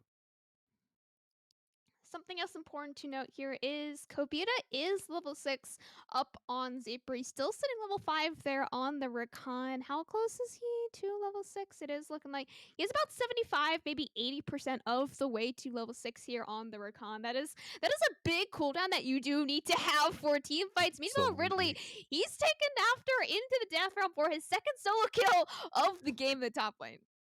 Yeah, good stuff from Ridley to see an opening, and he went for it. He found it, and shut down after. So, ooh, a fight Trying happening in the bot to lane. potentially here can actually use that E defensively, will not be able to go back in. Kobita taken down immediately. TPP chilling for the top side. Ridley is absolutely huge on this. Mordekaiser's second dragon Uh, will be secured by OMTC. Dallas will be fallen right after it as well on the bot side. Just forced to run away here from Blue Sprouts. yeah, that was. I think it was a good fight in practice, or not in practice, of course, but on paper it was a good fight because Zephyr, like you had previously stated, didn't have ultimate at the time of that fight, and it was taking. He was wasting so much time around mid. He wasn't bot getting minions. Um, he really just didn't have that engaged potential that you want to see from the Rakan. So it was a good fight in theory. In practice, things went a little wonky. You had the Echo hitting Dragon, not synced up with the team, um, and was just taking way too much damage. As a consolation prize, they got out the teleport for free. I don't Yeah, really know how to make what happened in that play. Besides that, for the side of Blue Sprouts. yeah, it is now a 1,500 gold lead in the favor of OMTC. But more importantly, you have two dragons in your favor, 2-0 on the side of Blue Sprouts. At 12 minutes into the game, that's looking like, I believe, a roughly 22-minute soul, maybe somewhere around that realm. 22-minute Yeah, it adds soul. up. If OMTZ is able to continue stacking up these dragons as well as they have been in this early game, and 22-minute soul is very powerful, especially on the Varus and Udyr. Yeah, and especially as on a powerful soul as the Mountain Soul, it's huge. Like I love this, it's great just for everybody in the game. Getting this soul allows them to survive so much damage, gives them so much more extra stats. Uh, Overall, it's going to be most insane on the Udyr because he gets to run around and do as much dumb stuff as he wants without much repercussion. But yeah, using the Herald to take down tier 1 bot lane, and they're going to respawn topside, make sure Redley doesn't do too much damage to that turret. It works out perfectly.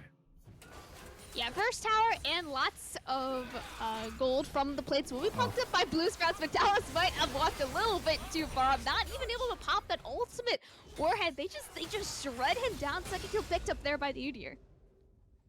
Yeah, that was a great, you know, great opportunity. They saw that he overextended. They tossed out the ultimate, and if he had ulted back, no harm lost. They didn't waste anything else. But since he didn't ultimate back, they got a pretty free kill onto the Ezreal there, and they're starting to put Wardhead up on this pedestal, allowing him to get the damage, allowing him to get the items. He's going to be really annoying. He's going to be really annoying the later this game goes, and I'm here for it. Yeah, Dallas, he took a lot of high risk, high reward items in his build. Darkseal is still sitting at 0 stacks. He did just die, so having no stacks now to have remaining on it, as well as only 2 Dark Harvest stacks on him as well. So these higher risk, high rewards are definitely playing out more in the risk than the reward faction right now for Absolutely. this poor Echo. He's got a long way to go if he wants to get up to the big scary 1v9 potential that he had in game 1 on the Evelyn. It does look like the Echo not paying off nearly as much. Yeah, the Echo's struggling a little bit, definitely. Still has the potential, the later the game goes, this Ezreal still has the potential. Oh no, Ooh. our force flash wave from Kobita will be following up with his own flash though, as well as the ultimate being channeled. Unfortunately, that ultimate, if it hit, it could have turned it for a 1-for-1 at least. But Ivar, he burned both summoners as well as ult and just is going to fall. Not quite sure what happened there. I guess he just kind of, what I'm going to assume happened for Ivar there is he just kind of assumed Kobita was on his side, and that's why he didn't immediately toss the ultimate out, try to look for the kill, try to look for a little bit of damage as he flashed out, but that's not what happened, and in the end, he does drop there. Now, one thing I do want to highlight is the supports. Kobita has been all over the map doing what you want to do when you see, when you have a Nautilus on your team. Try to get other lanes ahead or try to look for solo kills in your own lane. Zepra, on the Rakan, on the other hand, hasn't been doing that. He's been hovering a few lanes. He went down, in terms of XP for a little bit because of it, and hasn't looked for the same, or hasn't gotten the same level of success overall on those roam plays. But in the team fights, he's been doing pretty good in comparison to Kobita here. But you see here, the most important what do you call it, score for a support. It's the vision score, and see Zipri, he's got double the vision score, so therefore Yeah, double fair the enough, fair support enough. powers. Yes, this is the big brain bass right here. Fair Dragon enough. is spun up on the map. Hook will be landing onto her. TP coming in from behind him as well. So he is forced to run away. After is here to continue or to secure this first Dragon here for Blue Sprouts. Kind of potentially looking for a steal, but there is really no steal angle to be found. There's ultimate is going to be landing onto after nowhere left to run for the Pearl Urgot, and Kobita could be falling right after Zephyr lands a quickness onto the backline, kind of doing a lot of damage. Jason goes into Thunderstorm just to be forced to flash away, taken down real low. Dallas ulting back into the team there from OMTC. How long is he able to survive in the death round? 1v1 against the Mordekaiser, turns out not very long. Still sitting level 10 on the Echo. Ridley picked up his 3rd kill of this game too.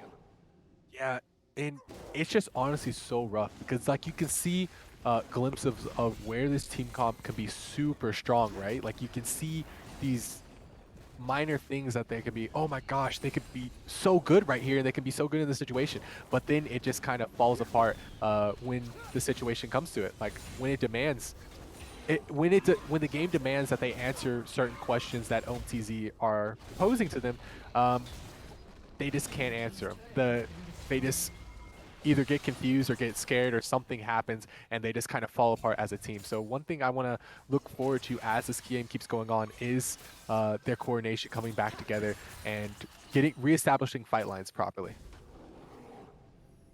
Yeah, reestablishing fight lines, and I would say definitely getting Caxi even more gold than he got in the early game. He got that like unofficial double kill. Actually, no, it was an official double kill at level 6 when he was ganked. And then all of a sudden, he was just able to turn around. He is sitting on that Ludens right now, potentially looking to finish off a stopwatch as the second item. Of course, it is your favorite item in the It's entire the best game. item in the game, yeah.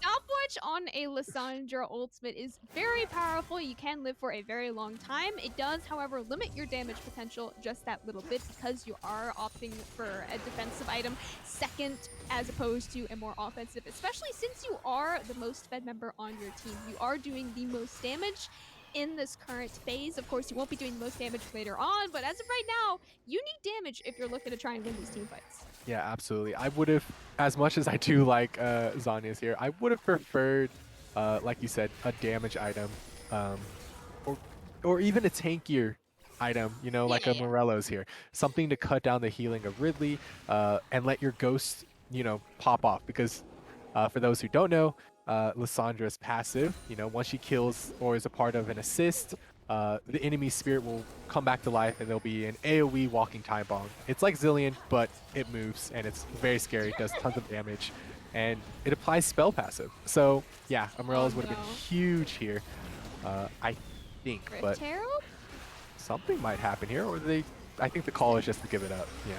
Yeah, just going to give it up here. Rift Herald does despawn in just over 10 seconds here as well. So it was a full burn angle. Even if OMTZ turned it, they would have lost Rift Herald if they turned it and lost, or if they turned it and won. So it was burn it and then decide what to do after. They were able to take it, and like we said in game 1, hopefully look to drop it on one of the outer lanes, not middle lane, especially on that inner turret in the bottom lane would give a lot more extra gold into their pockets, with currently still sitting 2,000 gold up on BSB.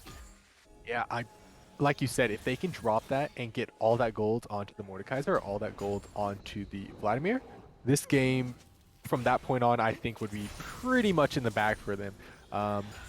Just because each of them would be so far ahead of their counterparts, it's kind of hard to come back. But like you were saying earlier, if they could, one thing I think that they kind of faltered on was getting those early kills onto Lissandra. Once they saw that he got the double kill, they should have been full steam ahead, gank the Lissandra over and over and over, kill Kaizen, kill Warhead when he shows up, kill Zephyr when he shows up to try and dissuade those ganks. You know, that's what they should have done. They should have gone full crazy mode, full psycho mode, try to get these kills onto Caxi, and that's unfortunately just didn't happen. So the game has stalled out, and this stall out really heavily favors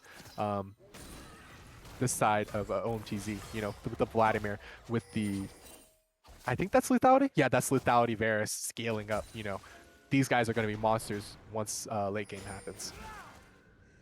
Scaling up is, I would say, very scary from both teams, as scaling from Dallas and Caxi, and even Jason, can't be underestimated. 40 minutes into this game, I wouldn't put it on one or this either team just based on team comps. I mean, at this point, yes, you do have a 2,000 gold lead, 1 dragon, and 5 kills in favor of OMTZ, so it doesn't look like it's going to be going to a 40-minute game like we had in game 1. Here we do have a Soul Point spawning once again here on Mountain is now on the map, kind of walking up here. Both top laners are still sitting top lane. They do have TP available. Caxi going in completely on his own. Dallas Tail going under the tower and not even able to use the ultimate. Kobita going in here as well. Forced to flash away. Kite has now arrived at the fight. So much healing, so much damage available on the Vladimir. TP coming in from the top lane here as well after trying to stay alive for as long as he can, but still he's sitting at almost full HP, 3/4 still available to him. Rift Herald dropped here in the mid lane, 1 kill so far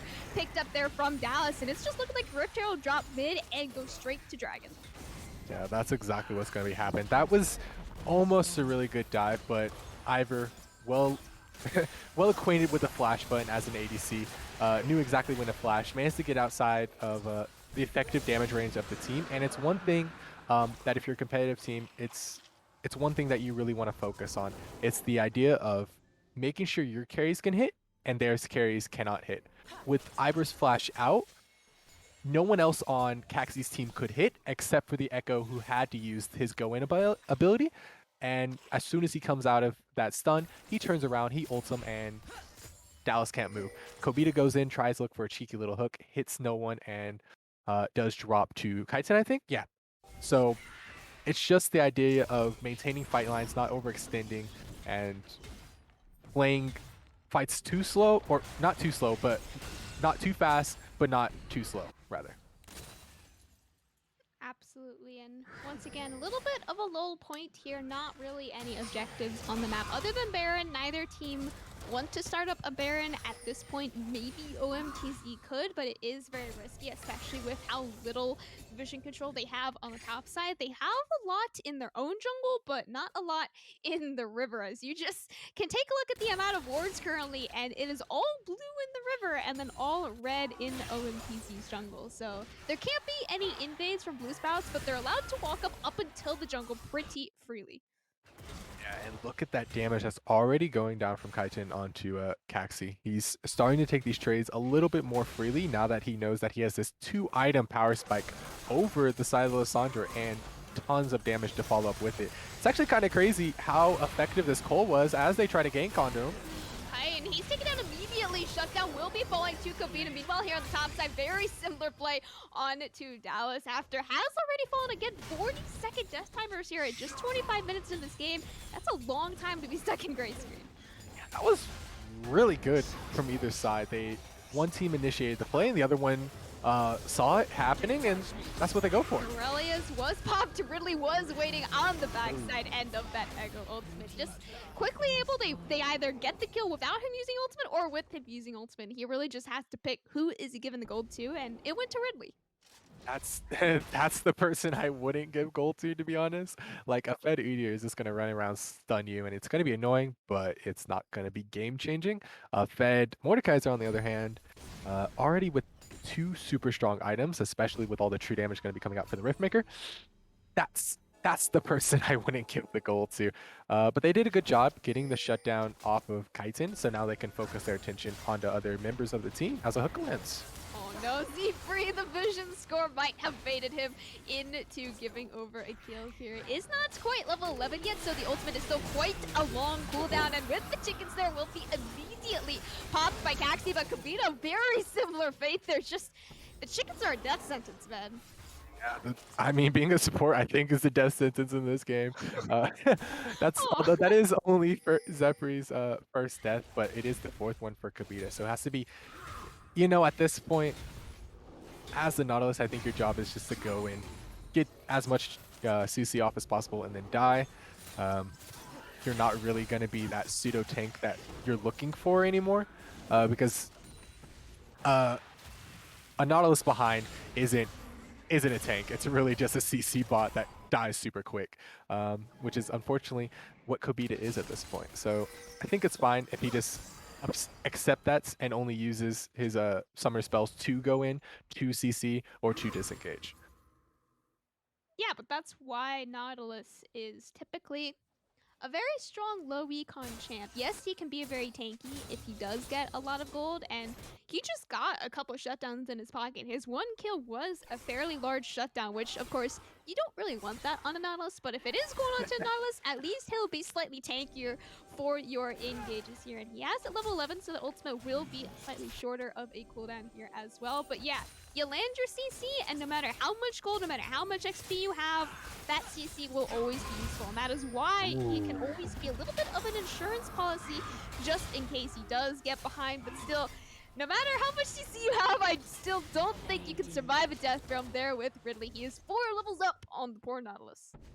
Not exactly sure what Kobita was doing in the top side. You can see on the timer that the Drake was almost up in about 30 minutes, I think, around the time of when that play started.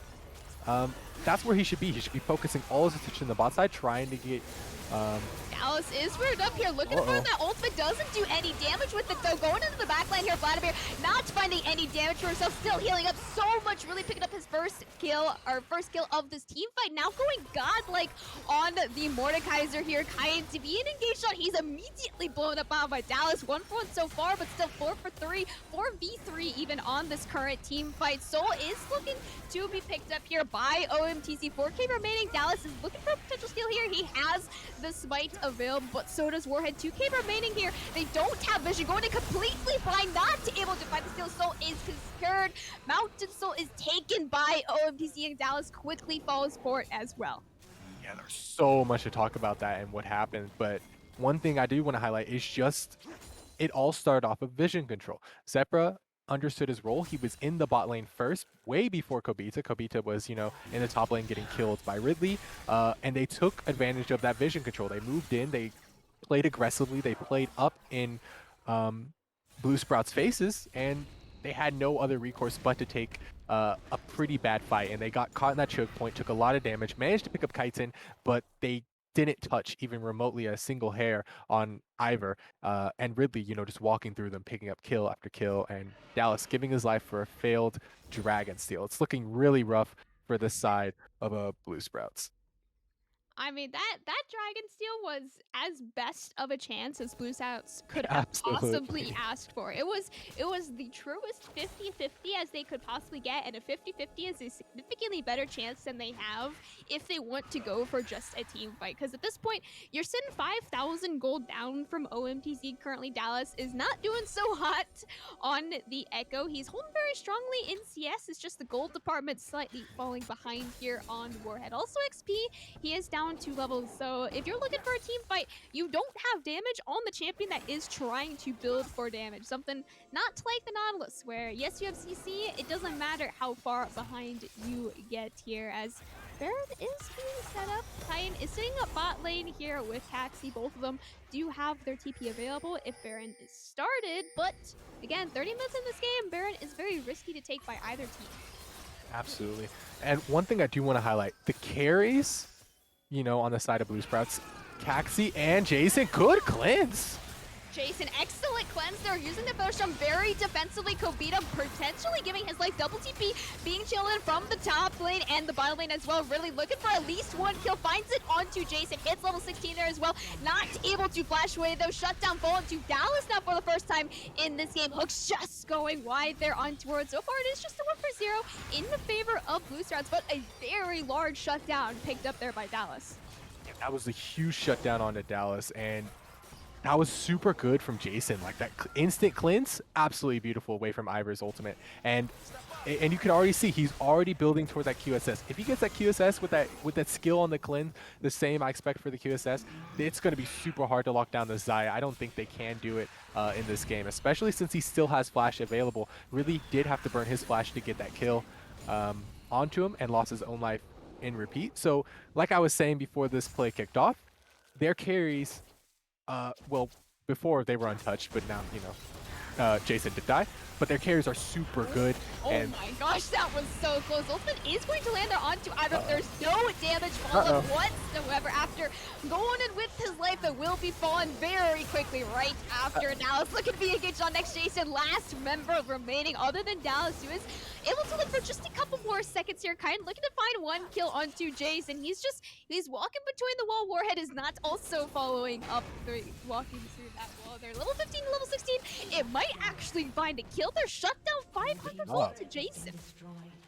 Yeah, good job from Jason to get that single kill, but I think they might be able to end the game if they're feeling gutsy, and I think that's the call here, as they're just going to usher this wave in. It is a cannon wave, so it will take a while for it to dive, or sorry, die, and no, the call is just to back off. You know, they realize that they don't want to be that gutsy today. They don't want to coin flip the entire game, trying to Aw. rush to end it. As fun as it would have been. I mean, they already coin flipped a couple dragons. You might as well just let's go see how many coin flips we can win today, honestly. Baron is still on the map. You have 2 minutes left on the Elder. I don't think if Blue Sprouts takes an Elder, they would be able to end the game just because of how few towers they have actually taken. They would have to take the Elder and then also win the team fight. I think then they could probably end the game. Meanwhile, OMTC, they don't even have to take Elder at this point. If they win a team fight, the game was going to immediately end. Yeah, if you win Elder, you win the team fight. That's generally how it is, unless everybody is Generally. Unless too there's a low. giant gold lead like there currently is. Yeah, it's only about 6K. That's not too big. That's not too bad. They, you know, better or worse teams have come back from it before, but might be another pick on the Kobita. No, they just walk it out, and he is absolutely pretty.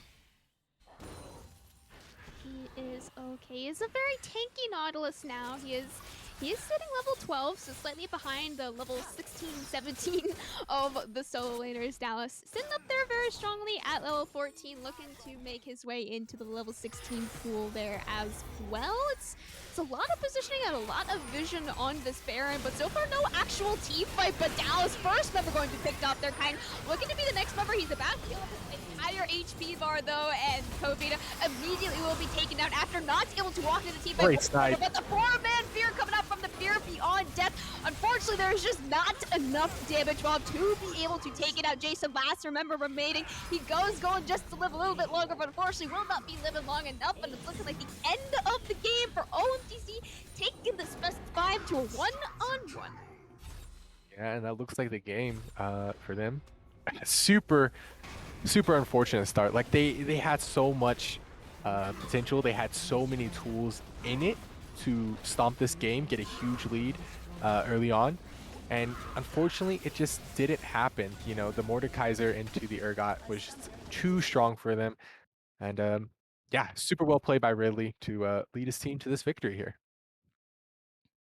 Yeah, absolutely. It's been honestly, both of these games so far have largely been decided by jungle. It was Ridley found the first blood in game 2, and then he was able to snowball his lane on his own mostly, which allowed Warhead to find lots of ganks onto Kain, and then all of the early objectives went to the side of OMTZ as well. They got the first 2 heralds, they got the first 2 dragons. They only dropped 1 dragon in this whole game. Not even a single rift herald as well went to Blue Sprouts. It was entirely from objective control, and that just kind of choked out their gold pool. And eventually, there was just no team fight left that they could safely take on the map.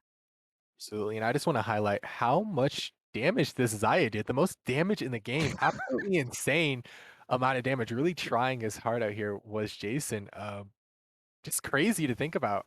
How what could have happened differently, you know, if Ridley hadn't gotten so fed on this Mordekaiser and Udyr wasn't a champion running around stunning people. You know, just crazy things to think about. Another crazy thing to think about is, can we get a vision score graph shown here on the Vision stream real score. quick?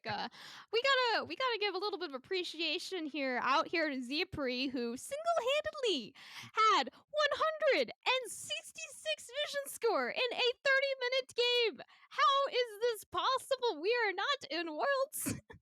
That's yeah, kind of insane. He really just overperformed on the side of Vision. That's just exactly what you want to see from your support.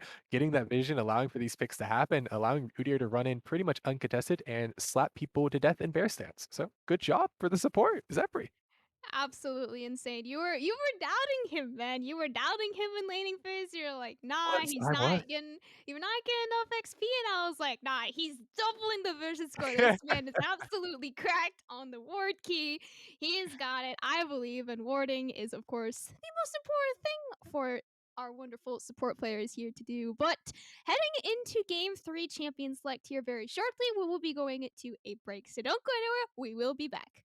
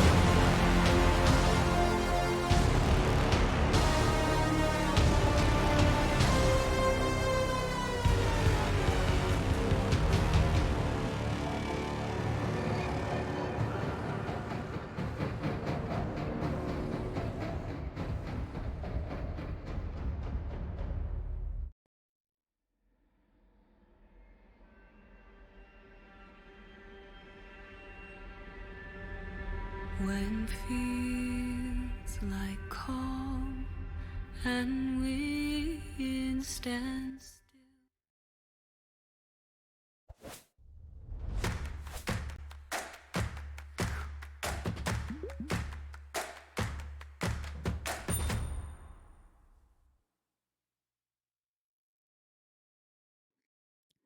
Hello, everyone, and welcome back to the semifinals. Here are best of 5 on Sophomore Runeterra Academy. Once again, I'm Camcom here, joined by our guest caster Arlent for our current semifinals matchup 1-1 OMTZ Blue Sprouts. Now Blue Sprouts has opted to take red side in this game 3, so we are finally swapping up sides here.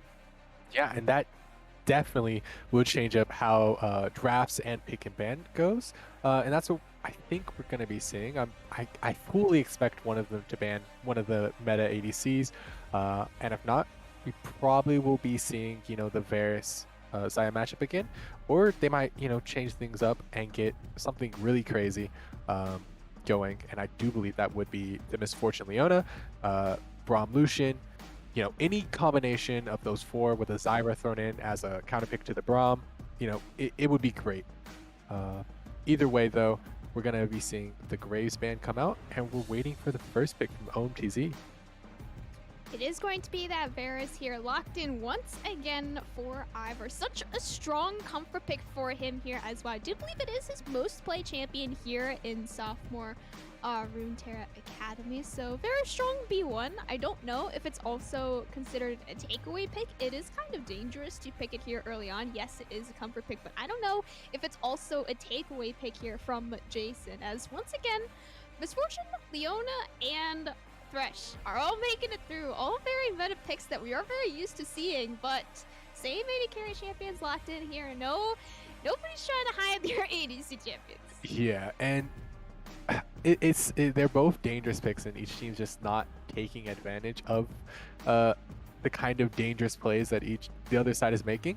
But we finally see the Thresh come through, and I like it, but I'm not sure if I like it with the Xayah. Aphelios Thresh is one of the strongest bot lane duos, super good. Lucian Braum, of course, was up, and Braum is a pretty good counter to the Varus. Jinx has spiked in win rate recently since the recent buffs, and of course Jhin, Misfortune, Sivir, all really great picks. The Caitlyn as well as certain counter picks. Either way, they're going to opt for the Nautilus into the Thresh matchup, which completely forces the way it forces the Thresh to play a little bit differently. Yeah, now it is going to have to be a much more utility, much more defensive type playstyle for Kobita. We're used to seeing him on Rakan and these other very engaged heavy picks, and now going into a Nautilus as a Thresh. This is why you could pick Thresh so early on, is because he's flexible as both engage and disengage play. Very strong disengage, and then of course Hook is very strong engage, as well as the Lantern for disengage. Udyr will be picked up here once again for Warhead. We saw him play it very well here in game 2. Once again, another very strong comfort pick.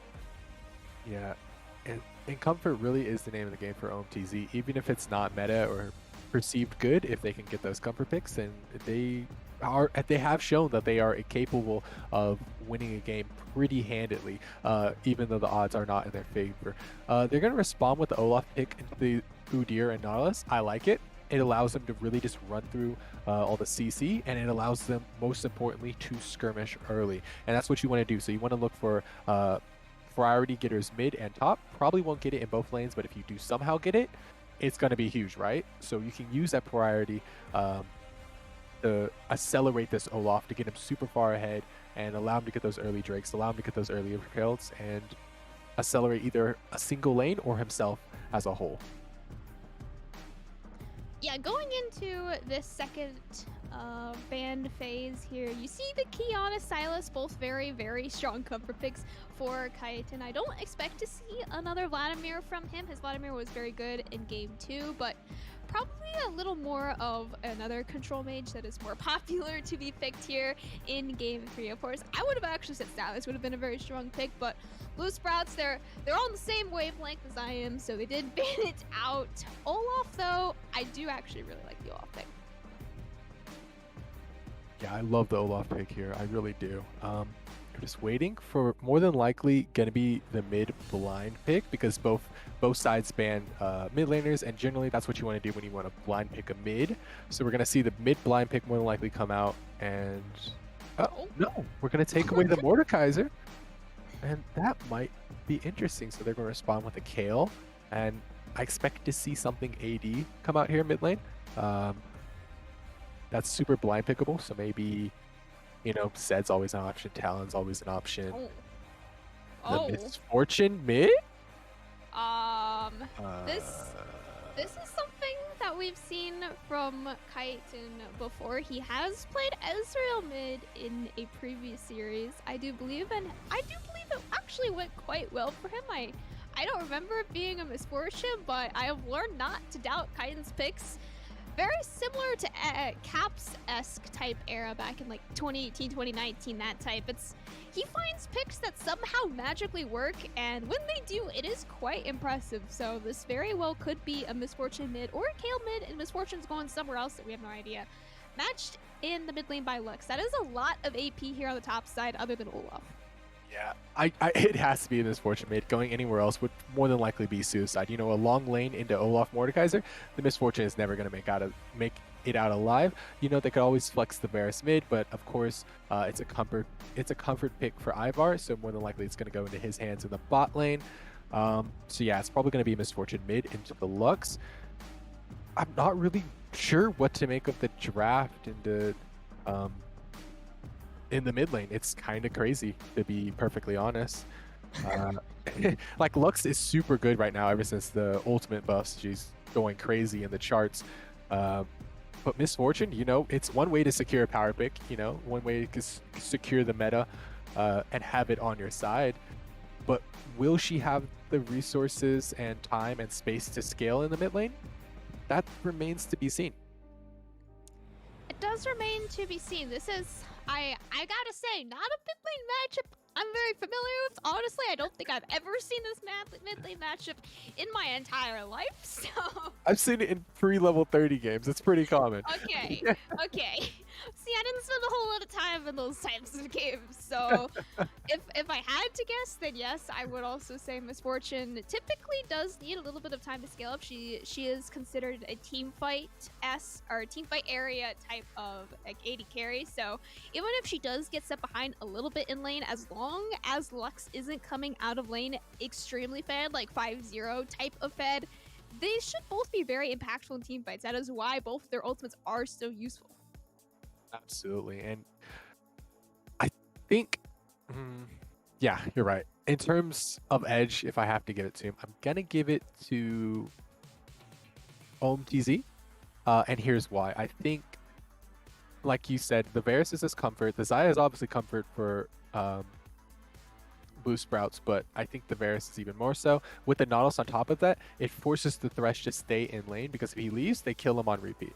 So you can't influence, neither side gets to influence the mid matchup except for the junglers. Wait. It's a Varus. Huh? It's a Varus mid.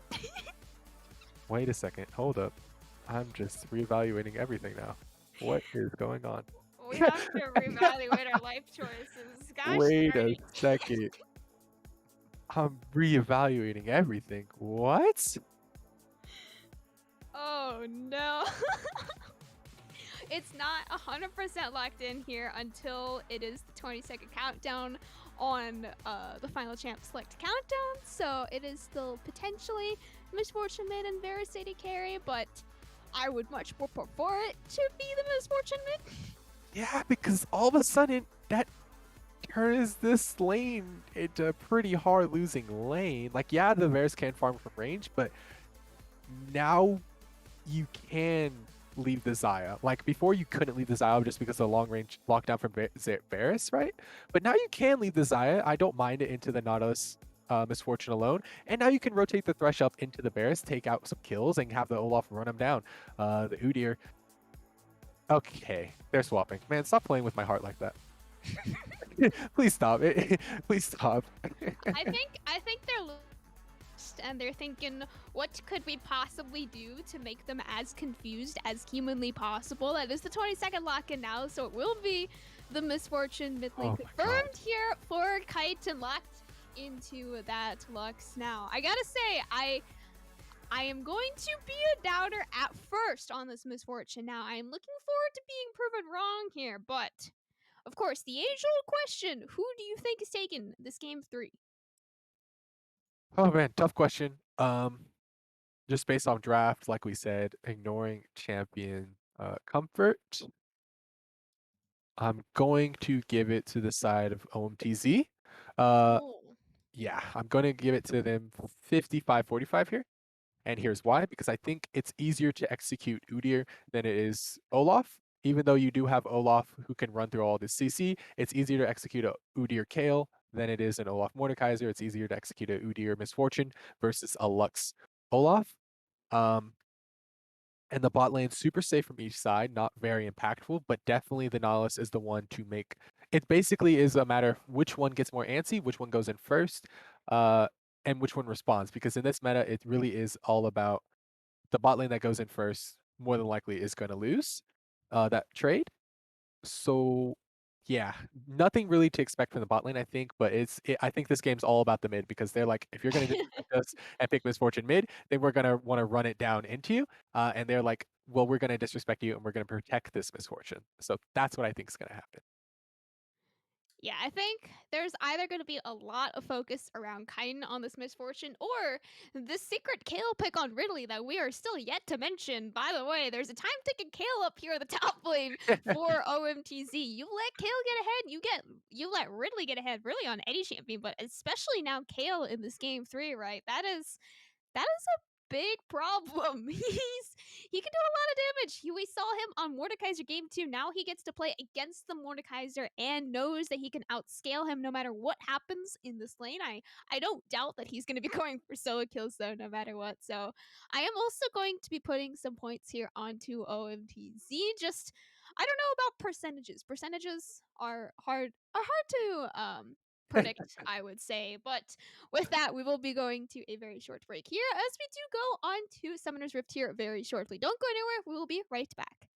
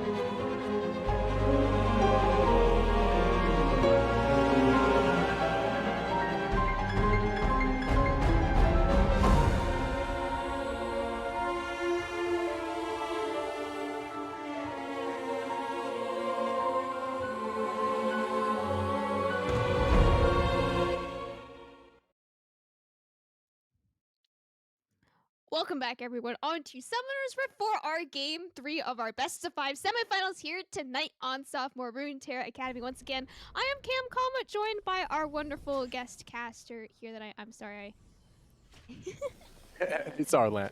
Yes, I had it on my mind, and then it just like literally slipped the second I started. I was like, oh no. We have Blue Sprouts here taking on the red side here in this Game 3. OMTZ 1-1 so far in this series, and of course, 3 for 3 on our dance parties here in mid lane. Very nice. Absolutely what you want to see. And, just before we took a quick break, you were talking about how much of the kill is a ticking time bomb, right? But one thing I do want to highlight is the concept of playing man to man with certain characters on the enemy team. And I think the Mordekaiser playing man to man with Ridley here is exactly what you want to see, right? Like if you ult the Kale and keep her out of the fight as much as possible, she's not hitting anything and your carries are hitting the enemy. She's not ulting anything except for herself.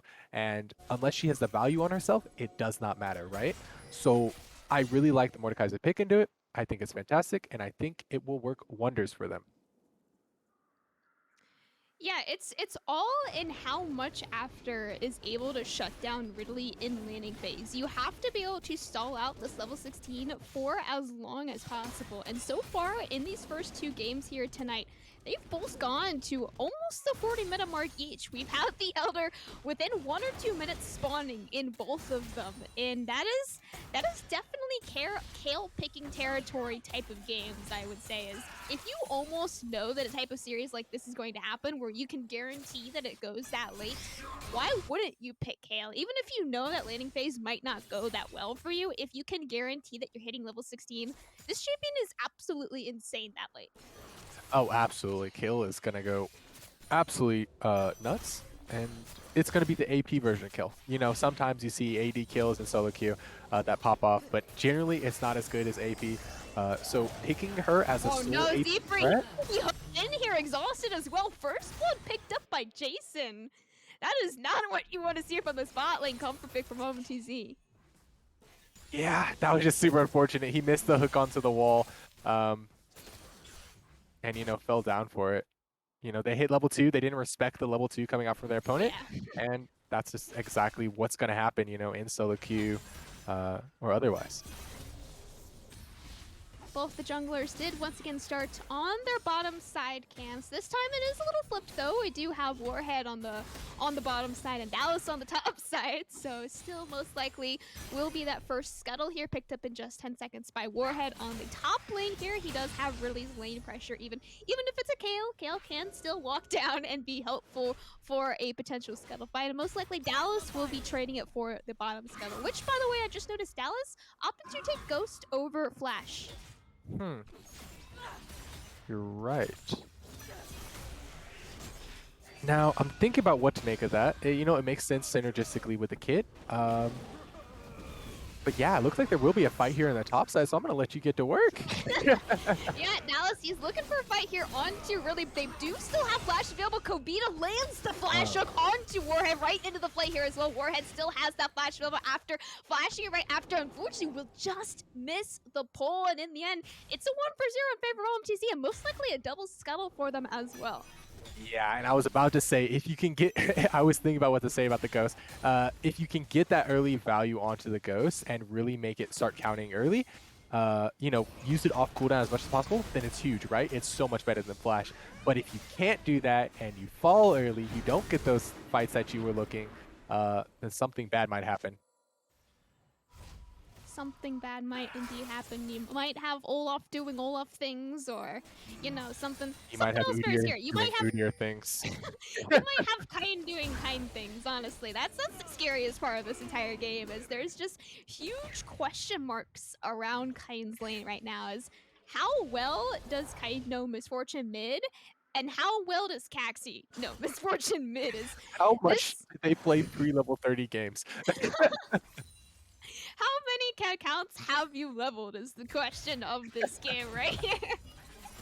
If it's only one, then oh no. Uh-oh, you guys might be in trouble.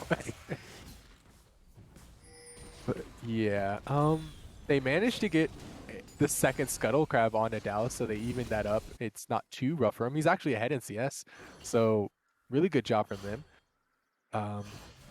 Yeah, now it's just setting a vision for this first Drake that, whoever might contest it is going to be a Mountain Drake, so, they don't have to worry about Mountain Soul later on in the game.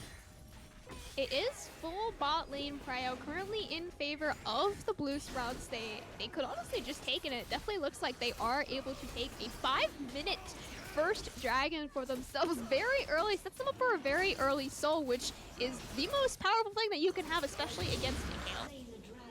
Absolutely. You want to get the soul early just so she can't get the soul. Regardless of what it is, she's generally super good with all of them. If it's Infernal, she gets extra burst when she uses her E. If it's Mountain, she gets extra survivability. If it's Ocean, she's going to heal nonstop. And if it's Cloud, her ultimate's on a shorter cooldown and she gets that huge speed boost. So regardless of the soul, you want to keep it away from the Kayle and you want to get him as early as possible should she doesn't have a chance to grab them. Yeah, let's see. The XP counter is about to hit level 6 here off the next minions. That is going to be the transformation warhead. Is walking up here as well for a potential dive here after is sitting at full HP still on the Mordekaiser, about 3/4 of the way to level 6 himself. So without knowing how close he is to level 6, you can't really go for a dive for him, and especially knowing that Dallas could be up top clear to Scruggs right now. Yeah, so it's smart just to walk away. It would have been super ambitious and super LPL-esque to go for that dive, super, to start a fight, go crazy, regardless of the outcome, just rely on pure mechanical skill. But, they opt for the safer play and they opt to, just let him get level 6 himself and kite back.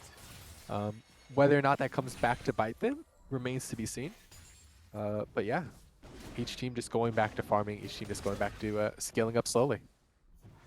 Yeah, completely even across the board so far. There's not really any particular CS leads. There's a 10 CS lead between the AD carries, but that is very minor. Really, the only lead that there is on the map is the one Mountain Drake in favor of Blue Sprouts. So that is the only real current scaling point for either of these teams. Yes, Jason has a kill, but again, one kill on an AD carry is not going to mean a whole lot if it's not going to turn into an even bigger lead.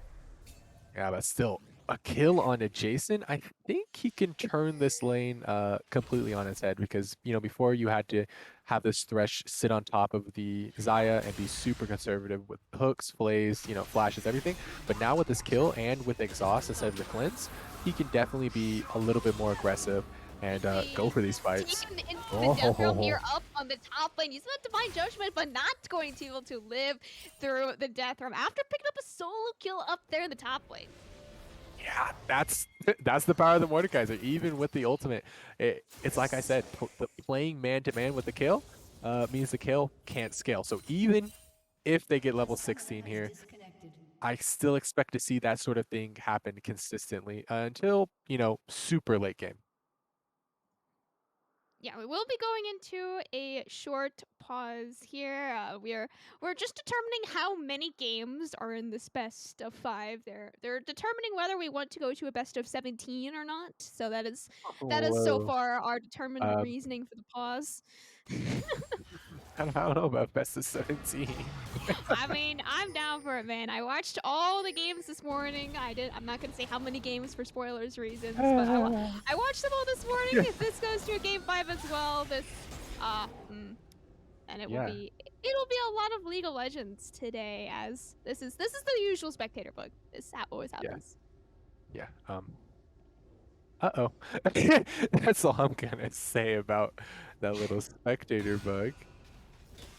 Yeah, it seems that unfortunately Warhead will lose his blue buff in that entire bug. And yeah. So it doesn't look like we will have the best of 17, unfortunately.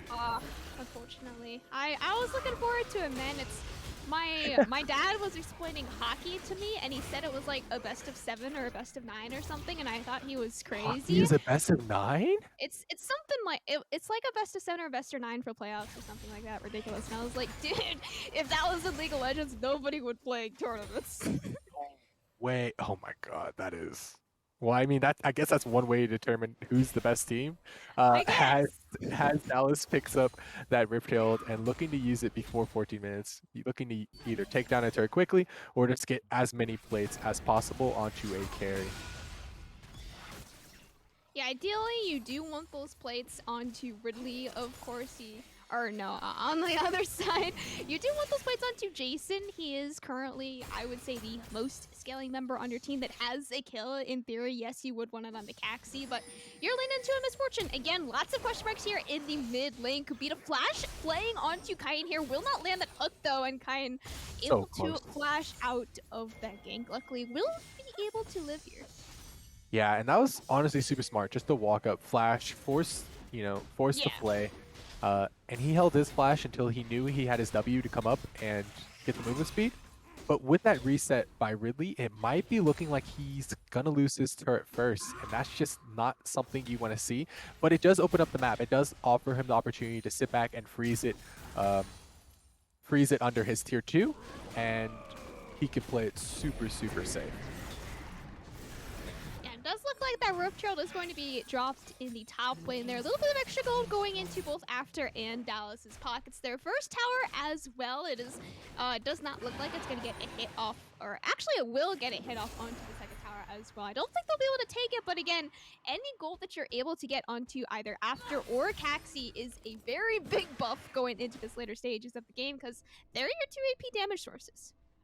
Absolutely, and Olaf opting for the Gore Drinker, meaning he isn't really gonna be the AD damage source that you're looking for, as, they take the Dragon here for the side of OTMZ, and they're all looking for a fight.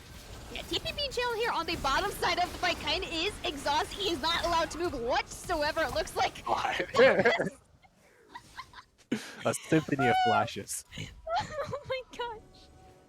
Yeah, well, I mean, they got what they were getting for it, and they only had to drop the Misfortune mid, so that's kind of worth, I guess. What just happened? Yeah, they're just gonna flash drop back the Drake pick and push mid. Warhead now sitting flashless here. We're not going to talk about why in the mid lane on this dude here. Almost killed by the 4-man here of Blue Sprouts. Man, I'm going to lose my mind. This is an absolutely stunning game already. Love to see it. Crazy stuff happening.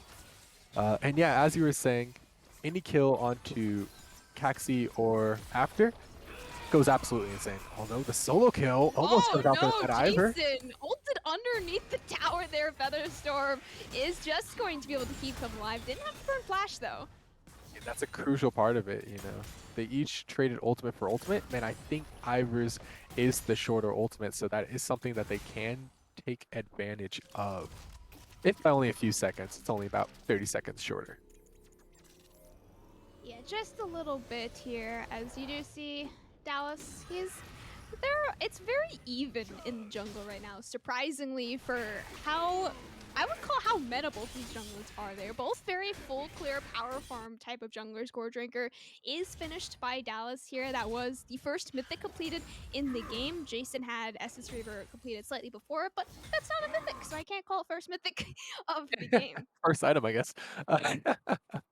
First mythic. Okay, fair enough. But yeah, also completing his mythic, the first one on his team is Chitin, and it's gonna opt not for the lethality misfortune, as is pretty meta, but opting for the attack speed. The Kraken Slayer is what they think that they need here, and it's something I don't know if I agree with. I think lethality would have been the better option, especially when you look at who's your attack speed you want it to be. You want it to be Ridley, right? You want him getting the buffs, the attack speed buffs, the red buff, stuff like that. And then you just want the Misfortune ulting over top of a Varus ultimate or something like that, both of them being bursty lethality champions. It makes your poke game super insane. Yeah, and poke is definitely going to be really powerful, especially against a Kayle, right? It's as you need to be able to shut Kayle down early on. She just hit level 10 now, so you're getting ever closer to that level 11, and of course the ever important level 16 power spike that we're just sitting around waiting for. We're very patient as Voltron is coming out here in the mid lane. Kobita could be caught out here potentially, but with the box he's going to be able to disengage himself. Ton of damage coming out and forcing Caxi to flash there, and that's something you can take advantage on with such a low mobility mage. Now you're gonna have to keep Kobita on her 24/7.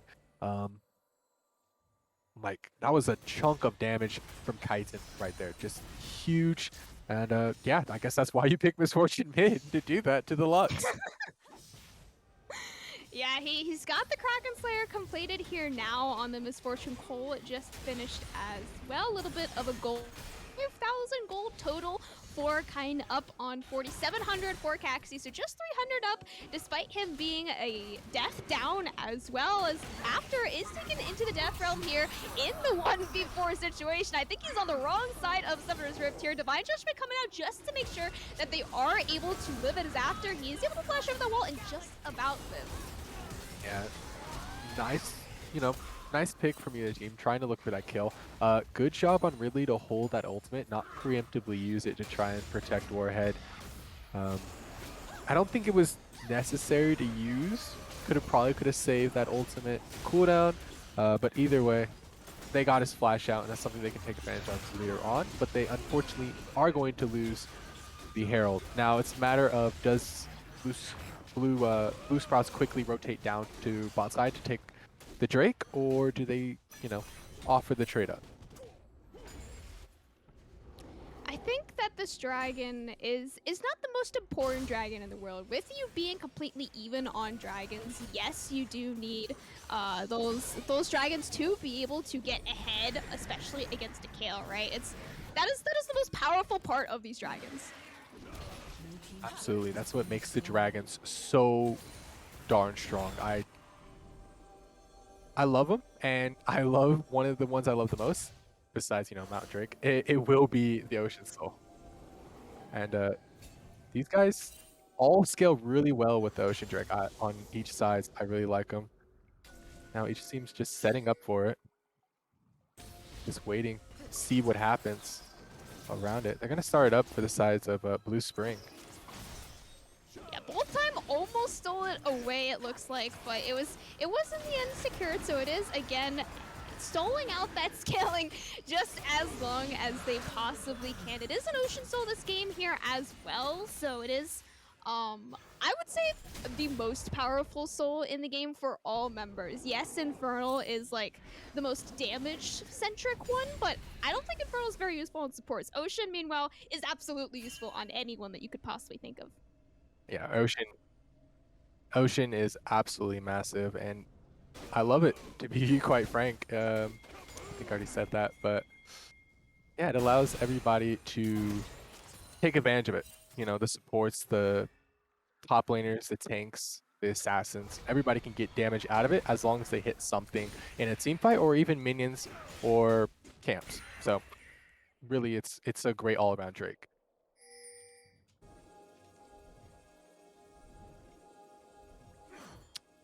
I think we have a little bit of technical difficulties going on in the background. We will be going into a short pause here now. We will be right back though in just a couple seconds.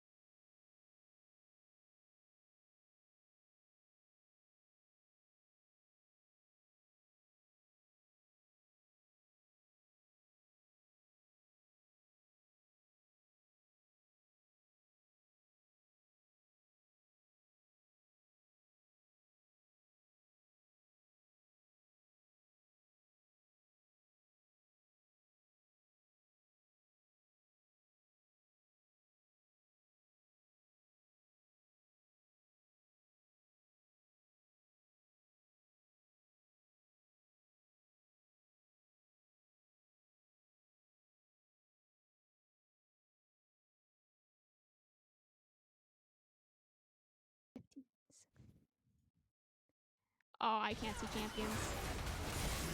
Uh-oh. Uh-oh.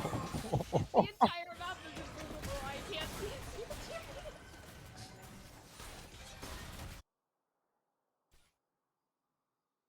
All right.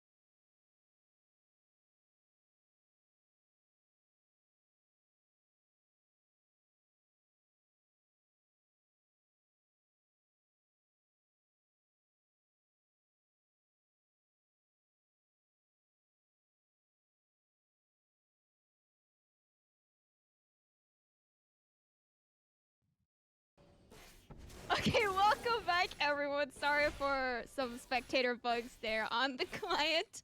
There were a couple kills there. I think Ridley and Caxi went 1-for-1 on opposite sides of the map, but we're back now on Summoner's Rift. Um, Hopefully, less bugs now. yeah, hopefully. There was a lot of stuttering going on, but yeah, obstacles on the other side of the map and a turret pickup for this side of BSP.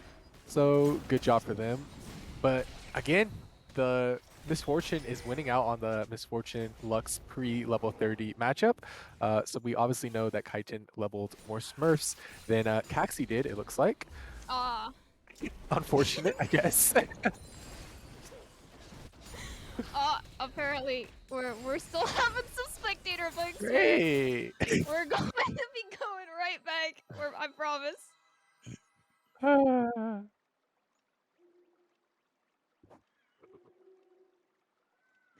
I'm at. I'll pause at 40. I'm at 40. Do you want me to go back? Okay, I can go back. 1911. 19. Got it. Oh my gosh. I am nowhere near 1911. Okay, I'm at 1911 now. All right, let me make sure nothing is broken. I can see all the champions. Same. Wait. Oh, Uh-oh. that's a particle. I thought Varus was invisible. Never mind. We're good.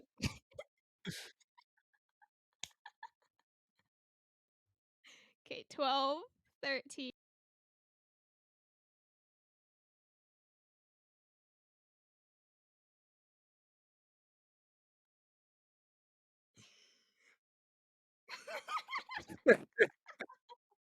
Uh, so yeah, welcome back. Production bugs getting fixed out in while we're doing it. A little bit of heavy trading on the bot side of the map as Kaiden bullies after off. As it looks like Warhead's coming in for a quick gank. They might be able to get a kill here, dropping the ultimate. Yeah, Manages to Gun pick a stop off out of him. here, but I don't think After is going to be able to live for very long here. One more auto would make it a 1-for-1, and kind of unfortunately just not going to have enough damage. Shutdown will fall to Warhead here as well, but Kobita and Dallas are come down here in the bot lane. Two-man squad followed up by another two-man in the river, but I don't think that there's any play left to be had here in the bottom lane. Absolutely, and it's just one of those things that you look back on and as a after, and you're like, oh, if I had just had ultimate, I would have killed. It's really like you probably shouldn't have been pushing up too far without the ultimate, but I guess they just didn't really expect Warhead to run down there and set that play up. But still, it's just something that you have to think about later. Just always keeping in the back of the mind that you're playing, weaker side, so you have to keep that ultimate up, ready to go at all times. Yeah, Dragon is spawning here in just 55 seconds. It will be Ocean Soul point here for the side of Blue Sprouts if they are able to secure it. Really still sitting up here.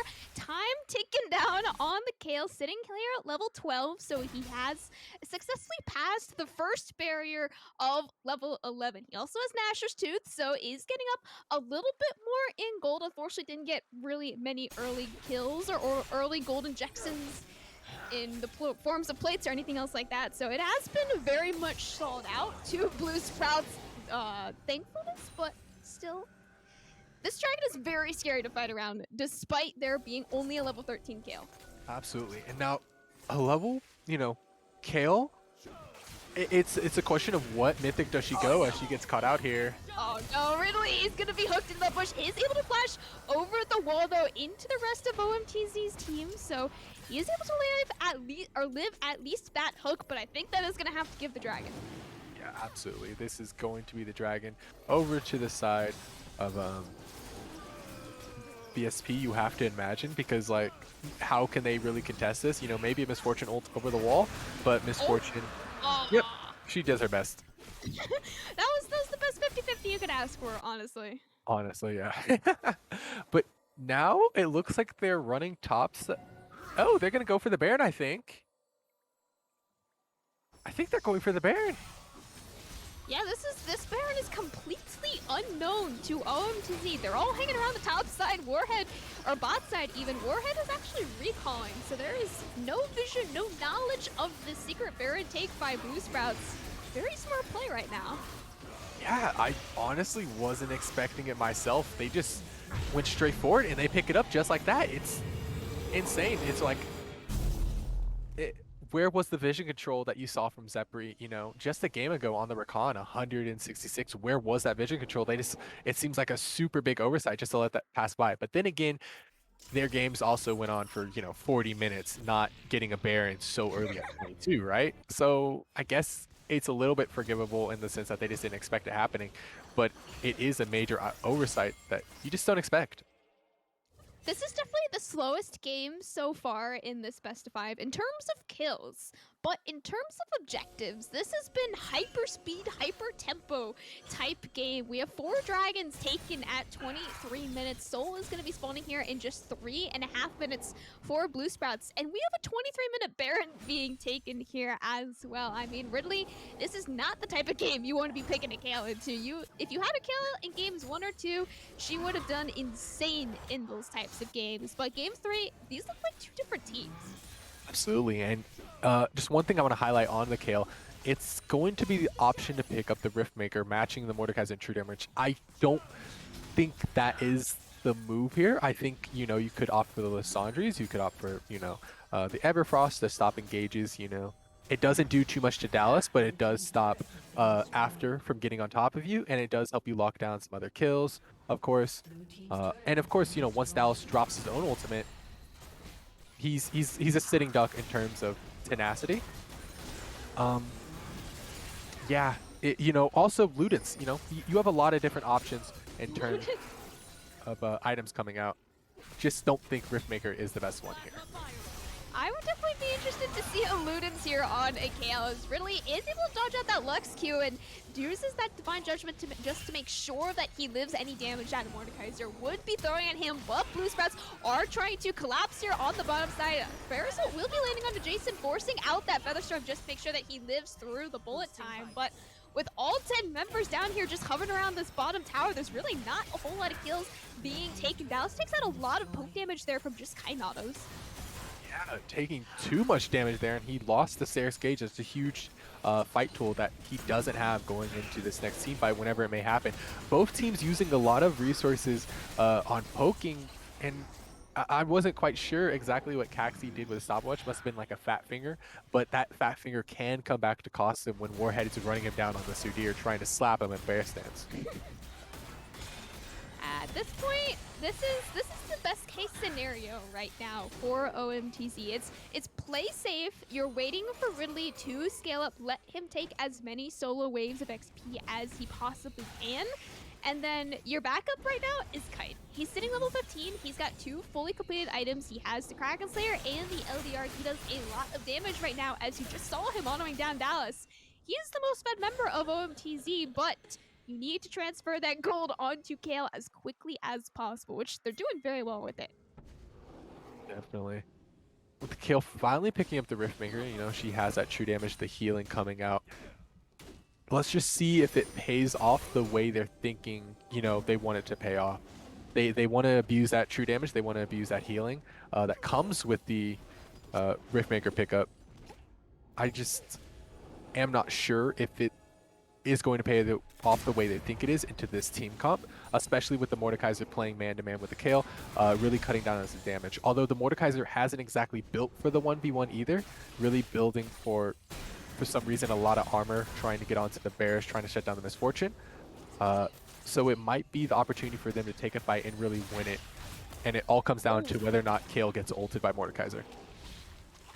Man, Ivar just took a large chunk of his HP right there, right before an Ocean Dragon spawns here as well. OMTZ, they need as much damage, as much HP before the team fight, as they are sitting at a very large 7,000 gold diff between Blue Sprouts and themselves right now. And they've given up full river control to them as well, so they have to face check, they have to walk in completely blind. They don't know if Ocean Soul is even started yet. Yeah, and look at Kobita hiding on a control ward, just waiting for them to walk in. Warhead flashed into the pit completely on his own, completely blind here as well. He has no way of getting out. Dragon is not being autoed. He's just going to be going down. Soul is taken by the side of Blue Sprouts, and now after he's still chasing down some kills, they found one onto Kai and Ivar. Looking to be the next up here on the table. There is no death roll available. There is no guaranteed kill. 100% here onto the 80 carry after. Gonna go golden here, buying a lot of time for the rest of his team to arrive. Hook over the wall, will van after picks up the killer on his Zephyr and Ridley. He is still level 15, but level 15 is not good enough. Yeah, and that looked like a super disjointed fight from them. Warhead flashing in, Kaiden walking too far forward, getting ulted by After. I thought they may have had a chance to turn it, but I think it would have been better if Warhead just hadn't flashed in at all. And they could end the game off of that, potentially. No, they decided to back off. And yeah, that's... Oh, also, one thing I want to highlight. That's the reason I like stopwatches, because it gives you funny little golden statues exactly like that.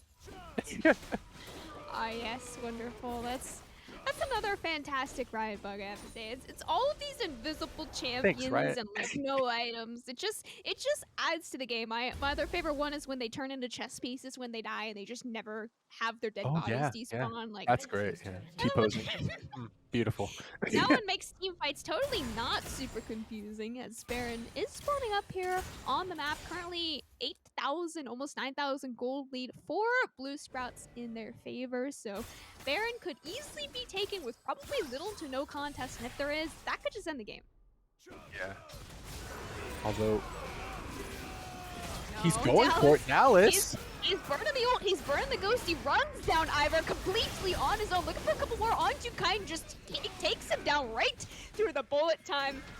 Looking for a third kill, Hoyo onto Zephyr as well. I believe that's an unofficial double kill for him now on the Olaf. I'm not sure who stole the one kill, but with the 3 kills being popped there from the bottom lane members, that was Ivar's first death, 30 minutes into this game actually, but Blue Sprouts looking to end this game 3, making the series 2-1 in the best of 5.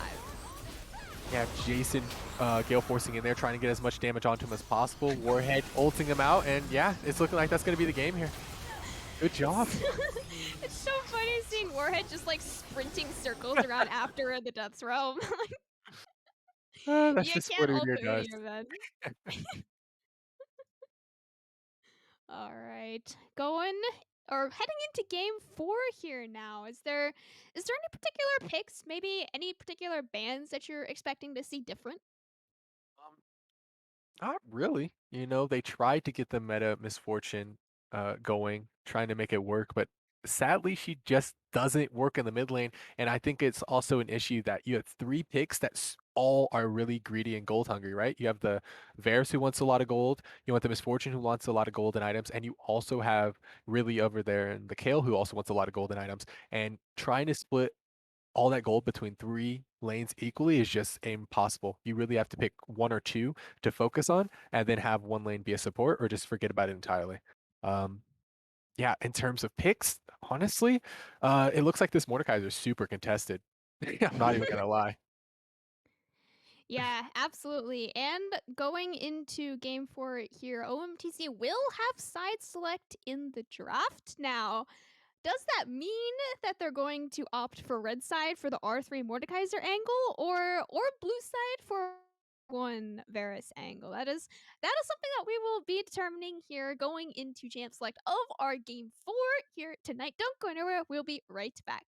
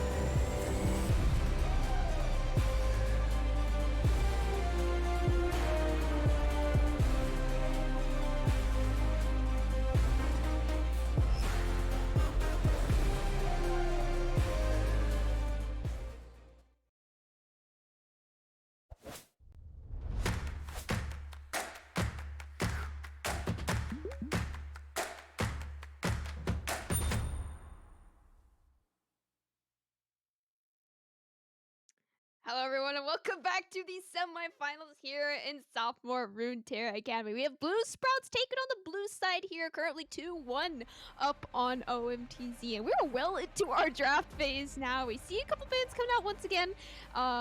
We do have an Evelyn ban. Would not expect an Evelyn ban if you did not watch Game 1 here. OMTZ did opt to take the red side for, I am assuming, an R3 Mordekaiser pick. Yeah, and it's looking like, it's just up to whichever team opts into the Mordekaiser. And, what do you counterpick into the Mordekaiser? Because so far, each of the picks that we've seen into the Mordekaiser haven't really worked out for the team that picked them. This Mordekaiser, regardless of who gets a top lane, has just run the show. So I want to see something, spicy. I want to see the Fiora come out. I want to see the Wukong come out. I want to see something tricky and hard to play in for the Mordekaiser. Just makes his life a whole lot worse here.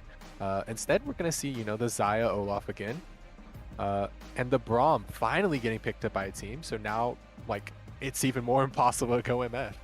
Mid or bot lane, regardless.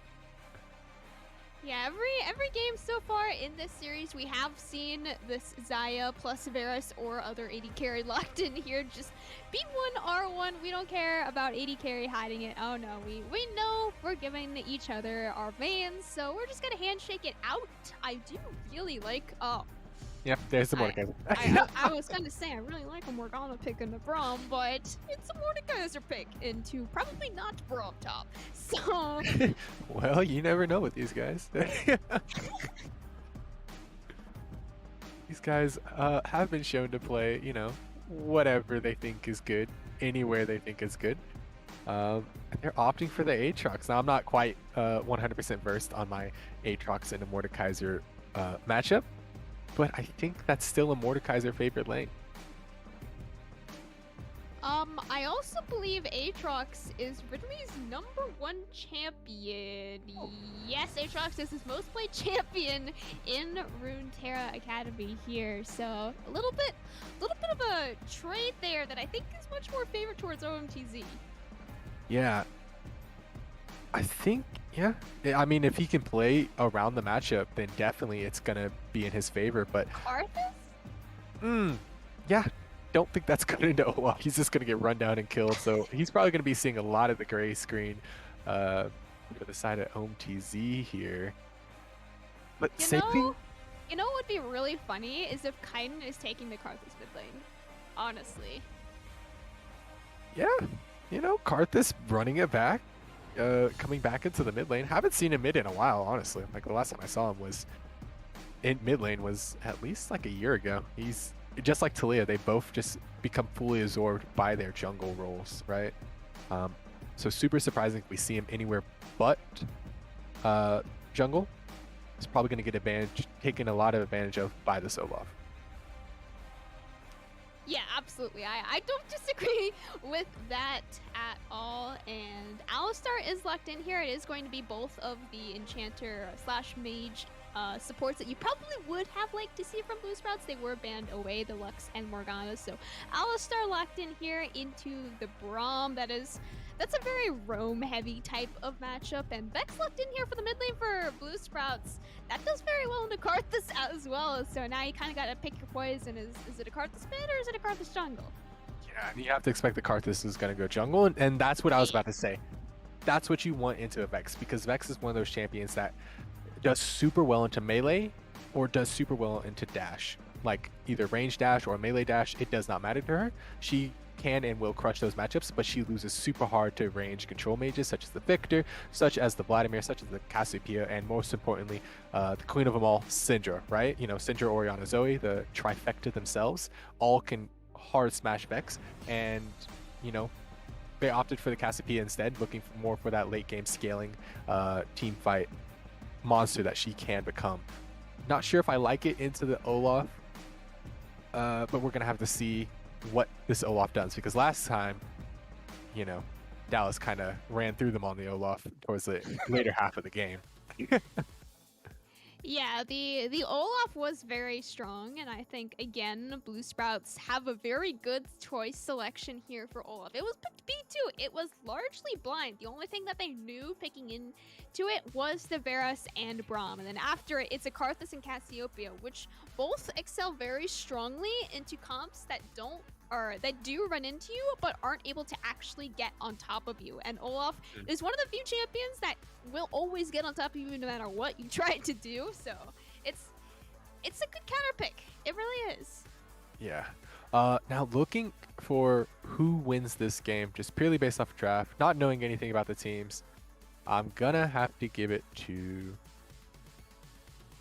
Blue Sprouts.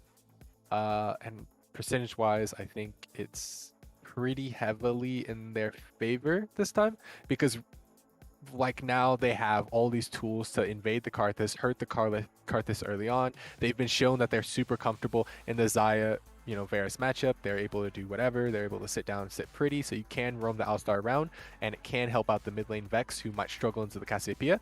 And then top side, we've shown that while yes, Ridley has gotten his most played champion, after has it can put on a show with the Mordekaiser and can dominate, take over a game with it. So I think it's going to be BSP 60-40 split.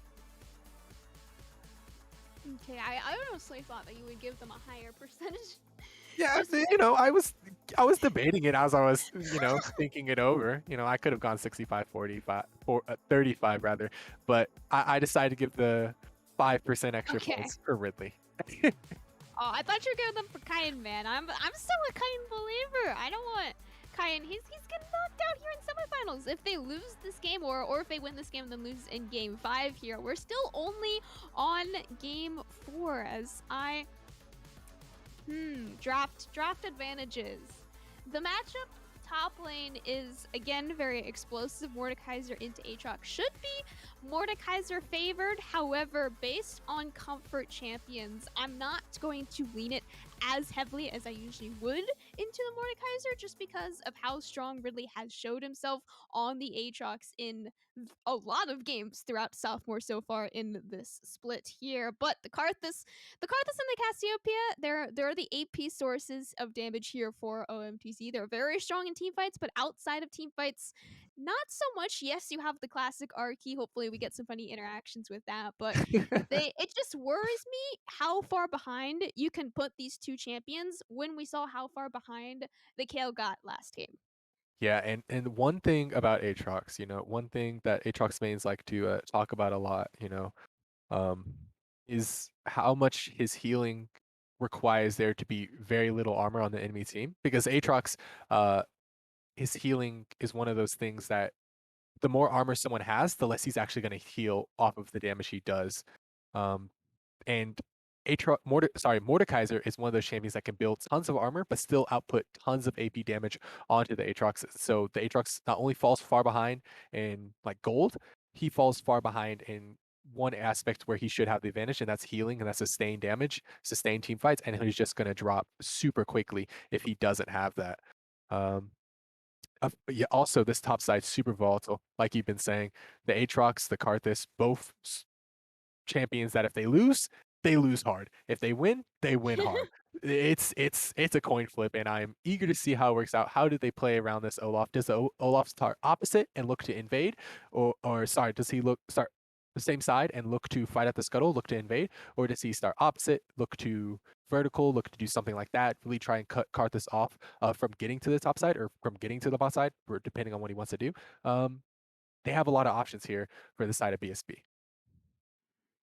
Yeah, OMTZ went the full we go in and we either win the team fight and go 5-0 or we lose it and go 0-5.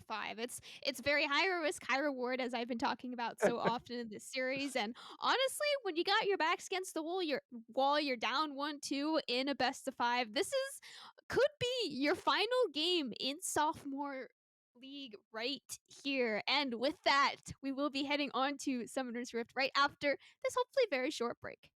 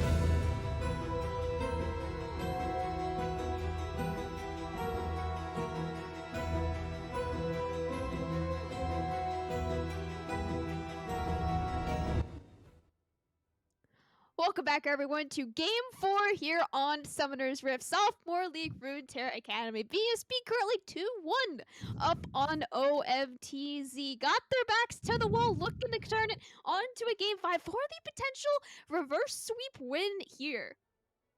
Yeah, looking to start the Silver Scrapes, looking to give us a Game 5. Warhead and Dallas on their customary mid lane dance battle, as they like to do. Everybody else a little bit more somber in their approach to this game. They realize it's make or break for them on the side of OTMZ, whether or not they come back. It's all up to them, their individual outplays, as they're going up a pretty stiff competition. Oh yeah, absolutely. And we did talk about it a little bit, but Blue Sprouts have got a very solid draft advantage here in this game 4. Probably the biggest draft advantage that we've seen so far in this series, and they've been able to take 2 games at almost a draft disadvantage in a couple of these previous games. So hopefully we do get to see some fighting back here. Of course, Ivar, he's been on Varus, I believe, 3 out of the 4 games here tonight. It is still his main champion, his #1 comfort pick, and now Zeus gets to join him on his Braum comfort as well. Yeah, it's like you've been saying, it's such a hard draft disadvantage for this game for them. It's super hard to come back from. Like they can do it, of course, like anybody can win regardless, of the draft, but it's just really they can play this laning phase and how early they can get these advantages, because come late, the draft really kicks off, like you have all your abilities, you have all your summoners, and everything's just ready to go. One thing I do want to highlight is that Dallas, instead of going for the Ghost, he's going for the Flash this time. Really wants to get on top of the Karthus and make sure he's dead, like really dead. Very, very dead, as this is the first game here that we've had the junglers actually start on opposite sides of the map. Dallas opted to start on the top side for his blue buff there. Meanwhile, Warhead opted once again for blue buff. Of course, he's a Karthus. You gotta start blue buff on a Karthus. Especially in the early game, you need a lot of mana on that champion to be able to keep your E up for as long as possible, especially on those AoE camps. So this is the first game here that we're not actually expecting a 315 scuttle fight.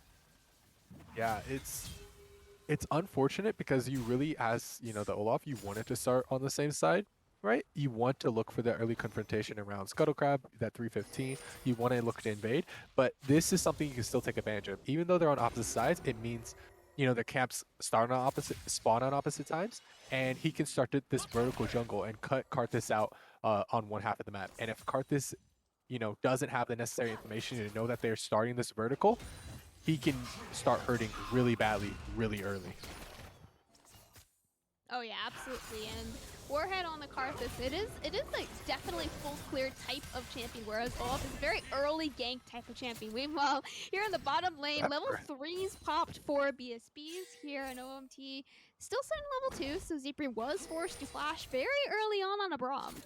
And yep, that heavy trading pattern right before the Scuttle Crab spawns means that Dallas gets to have the Scuttle. And with Warhead backing on the top side, they don't know this yet, but they might be able to get this double Scuttle. And that's a huge advantage that any jungler would love, They love their double Scuttles.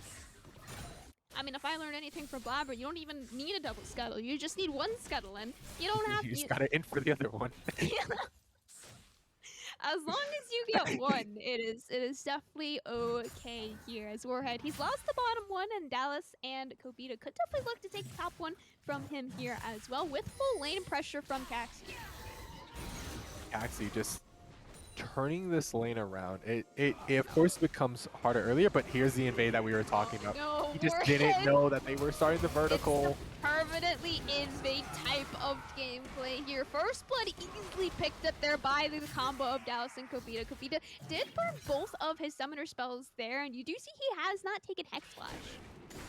Yeah, that's fine, honestly. Like, it's totally... Seems like my mic cut out there. But yeah, it's totally okay for the Alistar not to opt into the Hex Flash there. As we look at a lot of heavy trading going on top side. After That's what we were talking about. Mordekaiser favorite matchup, but Ridley, we know how good Ridley is on this Aatrox. He can't count out comfort in these types of matchups where even if it's like a 53% win rate in favor of a Mordekaiser, that 3% can 100% be made up for with just matchup knowledge. Exactly, just pure skill going on. And look at that, he finds the scuttle that they didn't opt to take. So it's a small consolation prize for losing his Gromp and his life. The Vex teleport coming out to secure that priority as they take the Drake. And you know, Olaf is one of those few champions that can solo at pre-6, Warwick being another one, but I don't see anyone picking Warwick. So that's going to be the Infernal Drake picked up for the side of BSP, and their advantage continues to grow. Yeah, Blue Sprouts has been really good at taking these early dragons. I think that they've gotten the first dragon in, I believe, 3 out of the 4 games here tonight. I could be wrong on that, as after has taken Warhead into the Death Realm here, looking for the kill, is going to pop that passive on the Karthus, so he does have a couple more Qs to dodge out, but still, after he was ganked by Warhead 2 levels down, finds the kill onto him as well. And that's just desperation play, I think, coming out from the side of Warhead. He had the option to just go to his Krugs, try to take those, but goes for a pretty ill-advised gank, I'd say. You know, he's only level 4, Mordekaiser's level 6. He's been known, his whole thing is turning around 2v1 ganks, right? And really, Ridley wasn't even participating in the gank. So it was just all on a level 4 Warhead who had to waste Flash and still didn't get anything out of it.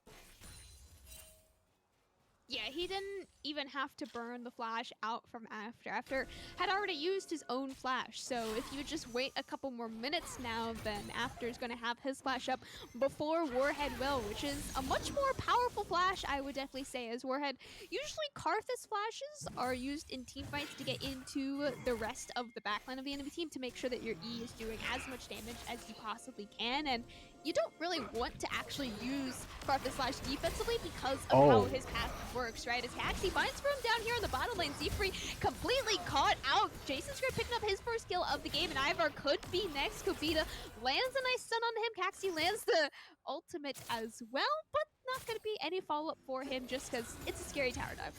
It's a pretty scary tower dive, but that's the power of the Vex coming out. The long-range engage combo as we look at Dallas ganking topside here.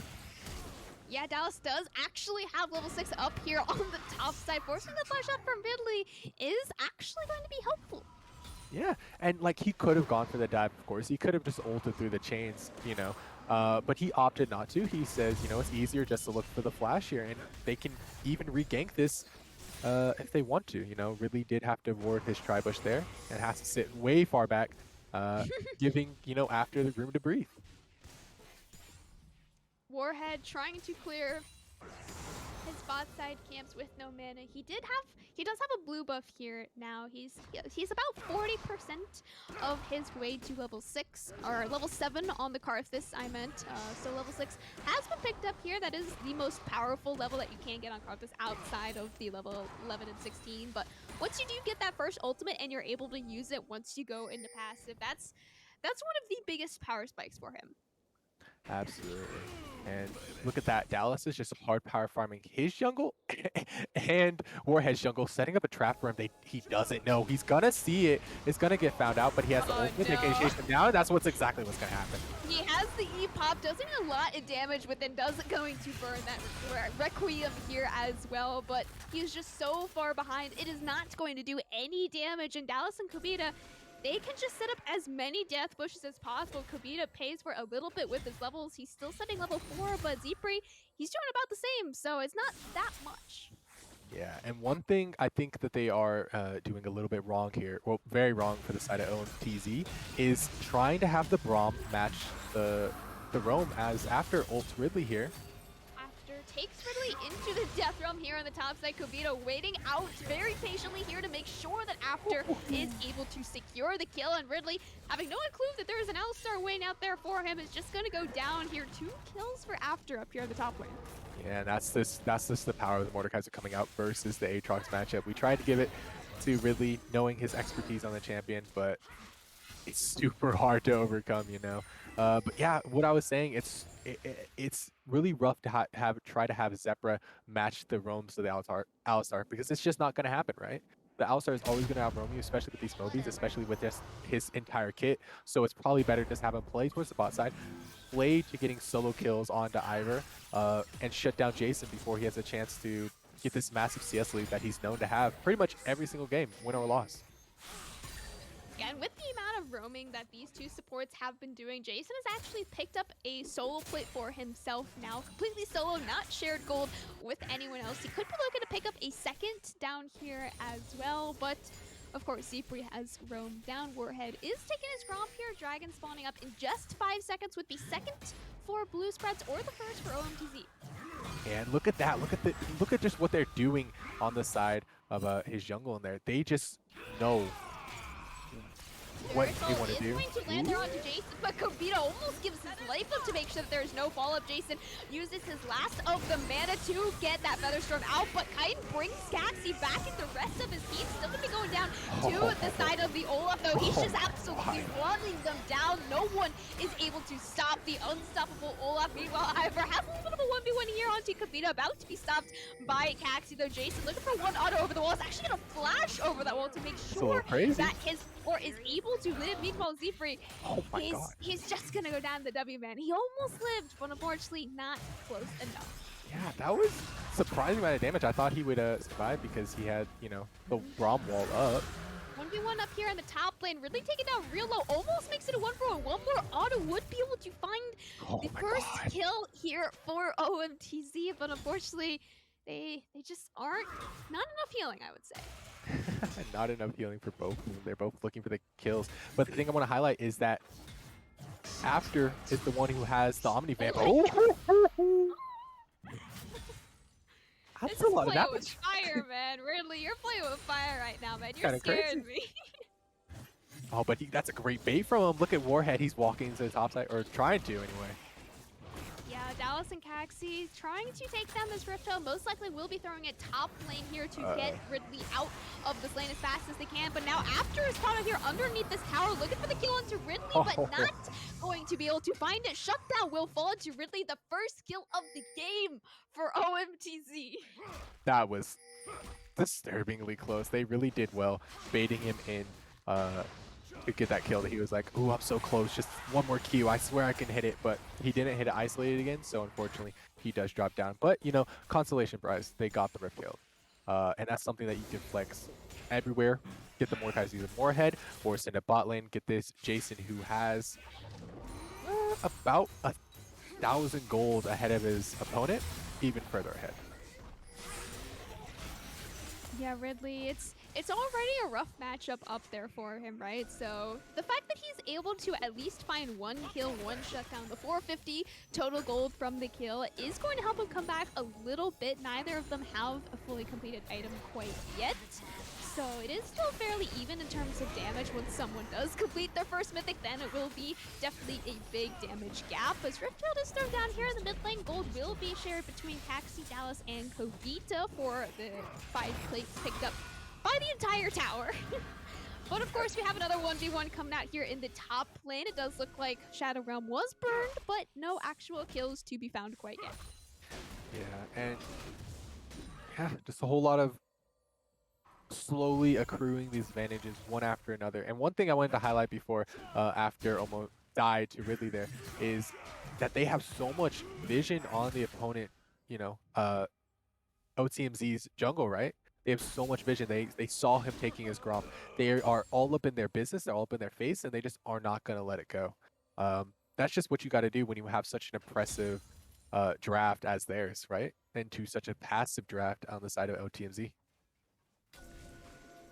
Yeah, there's not a lot of lane pressure for Warhead to play around. Typically, when you pick a Karthus, you need at least one lane to be able to play around so that you know that you're not getting constantly invaded. And then on the other side, for Olaf, you need lanes to play around for Olaf as well. He's got 3 pushing lanes, and he knows that, and he can just invade Karthus on repeat. That is the #1 reason for this massive draft advantage that we've been talking about for Blue Spouts, right? As it does look like, again, there's there's a lot of kind of secret fighting. I think it's a lot of mental warfare more than actual fighting going on here in the top lane. As After is going to use that death realm here onto Ridley. All the supports have roamed up here as well. Caxi has actually TP'd up here to make sure that After is able to secure the kill, but he is still going to be falling. Warhead picking up his first kill of the game. Ridley flashed away to live. And in the end, 4 members from OMTC were able to secure their second kill of this game. And I just want to highlight that was a hero play from Zephyr there. He really, you know, showed out with the ultimate. Although Vex going for it. Caxi, he's going to the tower. He has that ultimate. He doesn't have the flash to get out though. So Warhead will be picking up his second kill of this game now. A little bit looking nice there on the Karthus. Yeah, sitting pretty with that pretty good amount of gold that he got from those 2 kills. Managed to finally pick up his mythic item, opting for the Lissandres. And one thing I just want to highlight, Caxi going for the Comet instead of Electrocute that we usually see Vex's run. Again, going for that, you know, dominant lane style where he pokes them down, keeps them, you know, separated from the minions, keep them away from getting CS, keep them away from getting gold. It's a super distinct style of play that Caxi could definitely, you know, take advantage on the further they go in this bracket, if they do in fact win this bracket, or this game, sorry. I mean, there's only finals left after this, where we are still in the semifinals as 15 seconds remaining on this Cloud Dragon. Would be soul point for Blue Sprouts if they are able to take it. This is a very early soul point too, by the way. It is. And we're looking at Ivor take a different approach. Normally, every single one of his builds, you know, in the last few games have been the lethality poke, and now he's going for the attack speed, realizing that his team needs that constant damage pouring into whatever champion they decide to pour in, as we did fighting the top lane.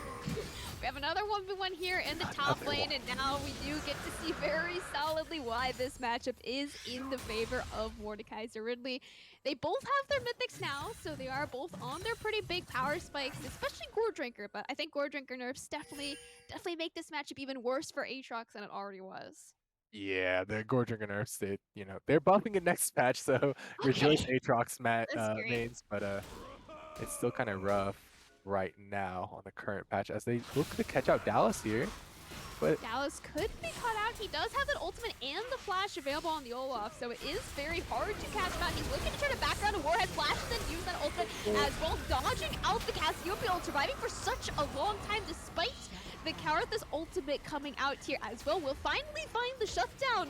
500 gold going directly into Warhead's pocket. yeah, and on the top side of the map, Caxi does pick up Ridley, and it's like that flash in was kind of rough from the side of Kaiton. Like, how hard can you really go on Olaf before his team just teleports in and turns that fight around completely? Sure, you got the Olaf, and it's a 500 gold shutdown onto the Karthus, so it might be worth for you, but you lost 3 people, and you might lose top turret here. So I don't think that was really necessary.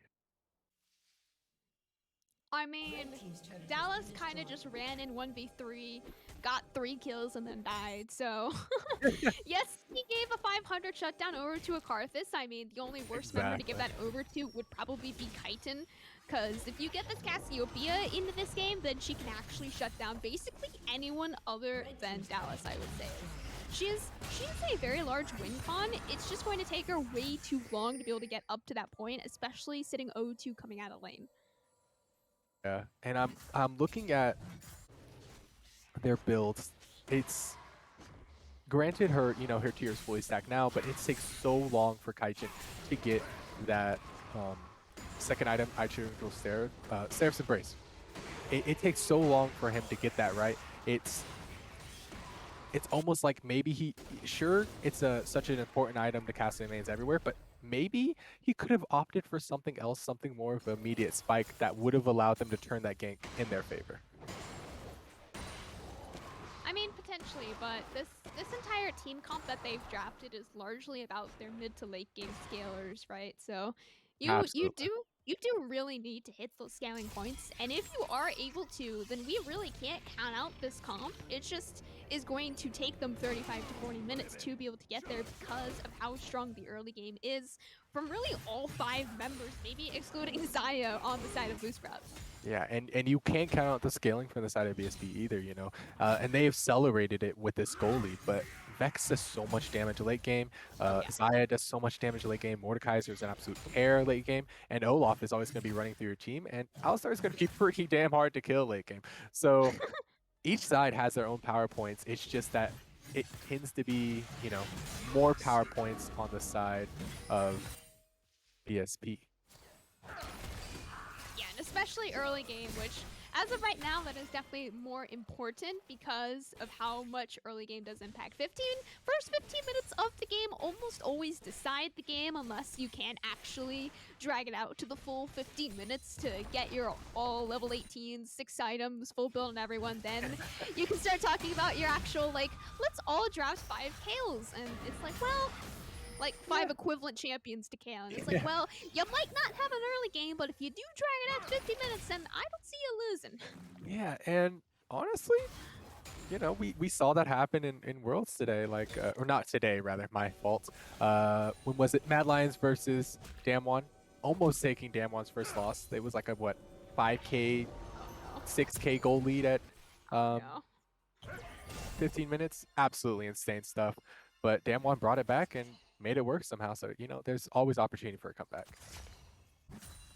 Always have to be a believer. With the 6,000 gold lead currently in favor of Blue Sprouts, they do have their Cloud Soul spawning here in just 30 seconds. This is probably the best case scenario of a soul spawning for OMTZ. If they are forced to give a soul, I would definitely choose Cloud as my highest priority as the soul to fully give over. So that is the best case for them, as Warhead looking to have a gank here on the top lane after using that Wow.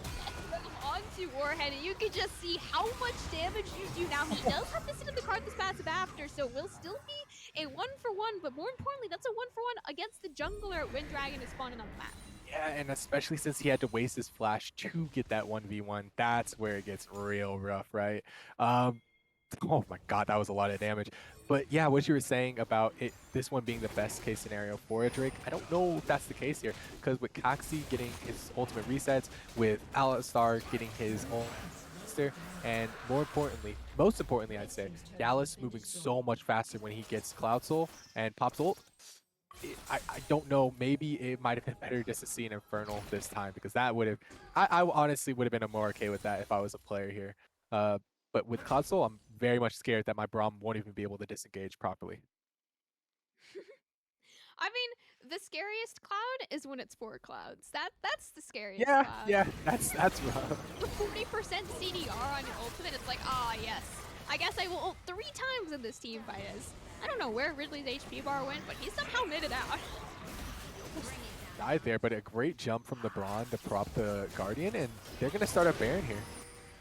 Yeah, this Baron is completely blind here to the side of OMTZ after is immediately going to be very salted, but they're still trying to turn it huge SCOP ultimate, but unfortunately there's just not enough damage to be able to turn it. Ridley has survived back in the fight. He TP'd in to make sure that he has your Carvazal coming down. How much damage is it going to really do though, as the backside of the member have finally been infiltrated now really far. The rest of the team falling here as well. It is the 5-for-0 clean ace for Blue Sprouts here in this game 4.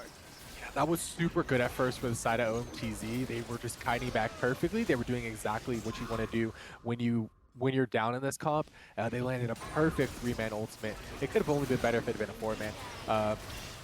But then they just kind of went a little bit too far forward. Dallas still had ultimate, popped it, ran right into him, got a huge Gore Drinker heal, and that's all she wrote right there. Yeah, they just pick up the Baron, the last auto attack for the Zaya, hand over that 50 gold, right? Or is it 100? For killing the thing. I'm not quite sure. Either way, that's more gold in the pocket of Jason, who's been quietly scaling this entire game. As he does. Yes, the bottom lane here for Blue Sprouts, quietly sitting deathless down there. Just we're gonna sit here 206 on the Zaya, 0012 on the Alistar here. Of course, the vision score, guys. The vision score. Let me sell you on vision score here for a second. Sell us on the vision score. Tell us why it's the most important stat. Yes, the vision score. See, this is the determining factor. Vision in all of the game, not just the score, but the vision allows you to know where the enemy team is, and more importantly, where you're allowed to walk on the map. Because like you just saw Warhead, he didn't know where Kobita was. He was trying to take his wolves, didn't know that there was someone coming up. If he had flash, and if there was more members than just Kobita right there, he probably would have had to flash over that wall. But wards save lives. Wards save lives. That's absolutely true. and I think one of the reasons why Kobita hasn't been exactly focusing on the wards is because he's been going around the map and just doing Alistar things. You know, top lane get a kill, mid lane get a kill, jungle get a kill, bot lane be annoying, not get a kill, but goes elsewhere get a kill. He just kind of has been vibing, and I respect that. You know, do your thing, bro. Alistar's doing Alistar things. That's like the name of this, or like the motto of this series, honestly, is just do your thing, man. Like, Olaf is definitely 100% doing Olaf things. Like, man, he ran in 1v3 when he was 5-0, basically got a triple kill, and he died, but honestly, he got more gold in his pocket than they did for his shutdown. Yeah, definitely. And look at that. They are just putting pressure on 2 lanes, and they're playing it exactly as you want to see. Kobita over the wall, ready to support anybody with the headbutt, depending on whatever side they go on. And look how much damage Warhead took from that. Gosh. I didn't even see when he got hit by, but it definitely did almost his entire HP bar. I'll tell you that much. It's just that Vex poke, I'm telling you. It just goes absolutely insane once she gets going. And she is 5-0, or 5-1 rather. Has survivability tools in the form of Banshees and the stopwatch, and looks like they're going to be cracking bot lane first. Yeah, after that is landing a very nice either onto Ward. He's going to go gold, but probably be falling immediately after here. The rest of OMDC are looking to fall right after. Requiem comes out. How much damage is it going to do, though? Looks like it is not going to be enough. All 5 members will be falling. All 5 members will be falling in semifinals. Blue Sprouts are your finalists coming out from the bottom side of the bracket here for Sophomore. Congratulations to Bruce Sprouts. They played it absolutely wonderfully perfect from you know, in this game in particular, from draft to destruction of the enemy nexus. It was muy buen. Hats off. I love it. Perfecto, bravo, encore, whatever else you want to say. It went well. Oh yes, our beautiful damage graphs, our favorite, are actually not our favorite, sorry, vision graphs are our favorite, of course, but 20,000 damage sitting up there very pretty for after, and right behind him, surprisingly, is the Karthus sitting there, 19,000 damage, largely thanks to the fact that Requiem is constantly doing damage to all 5 members of the team, but still, excellent damage, I have to say. Now, vision score though, let's check these vision graphs. Oh yes, let's give a glance at the vision. One away. I'll just say that. You know, vision, you know, sometimes determines games. Not here though, because the team that got the most vision dropped pretty hard. And like I said, it was a draft diff pretty significantly starting out. And I just expected, you know, really to do a little bit better on his Aatrox, considering how strong of an Aatrox he has shown to be. Oh, yo, hey guys. Oh, hello. Oh, hello. Oh, what? Yo. I think we're going to a break here. Yo, oh, come on. We'll be right back after this short break.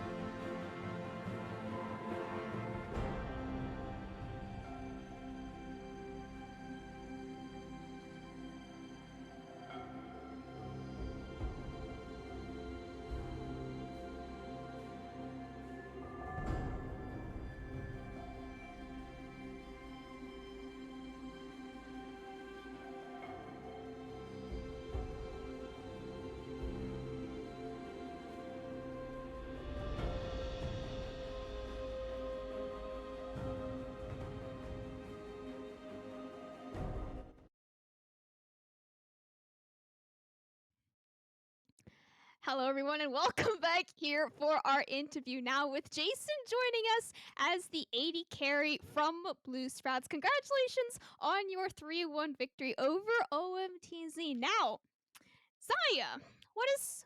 Can you give us some insight here about your Zaya one-trick birdie flying? Okay, well, obviously, I think the situation is that Zai is just a really strong champion right now, and like I've been like the games like that. I mean, all 4 games I didn't really die that much, so I think it was good because it works with how we want to play. Like I can stay safe, and then by the time it gets to the late game, like I can do damage. But like the last 2 games, everyone on the team just did so well. Like I'm really happy that I did like very little damage because it means that the guys pulled their weight and we had some good victories, and so that's definitely like one thing that I'm happy about. And so I don't mind playing Zaya in that sense. Yeah, absolutely. So so you're saying your team doesn't really opt for that more meta style where they play for the bot lane, they play for the Lucian misfortune. Do you guys think that might be an option coming into the finals? You guys might switch it up on your opponent? I think so. Going into this series, actually, we were talking about kind of switching it up in terms of picks, like playing for like the bottom half of the map as well. But I guess like we kind of dissuaded from it because the second game we lost out, and like the second game we lost, and like we were really clear as to like why we lost out.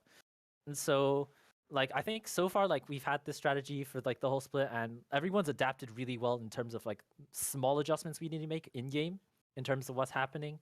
And I think definitely like it will be on our mind, like to like switch it up or like play through me or play through like mid or play through top, because we've had games where like each one of us in our lanes or even jungle, even just support have been like the focal point and where we want to be focusing.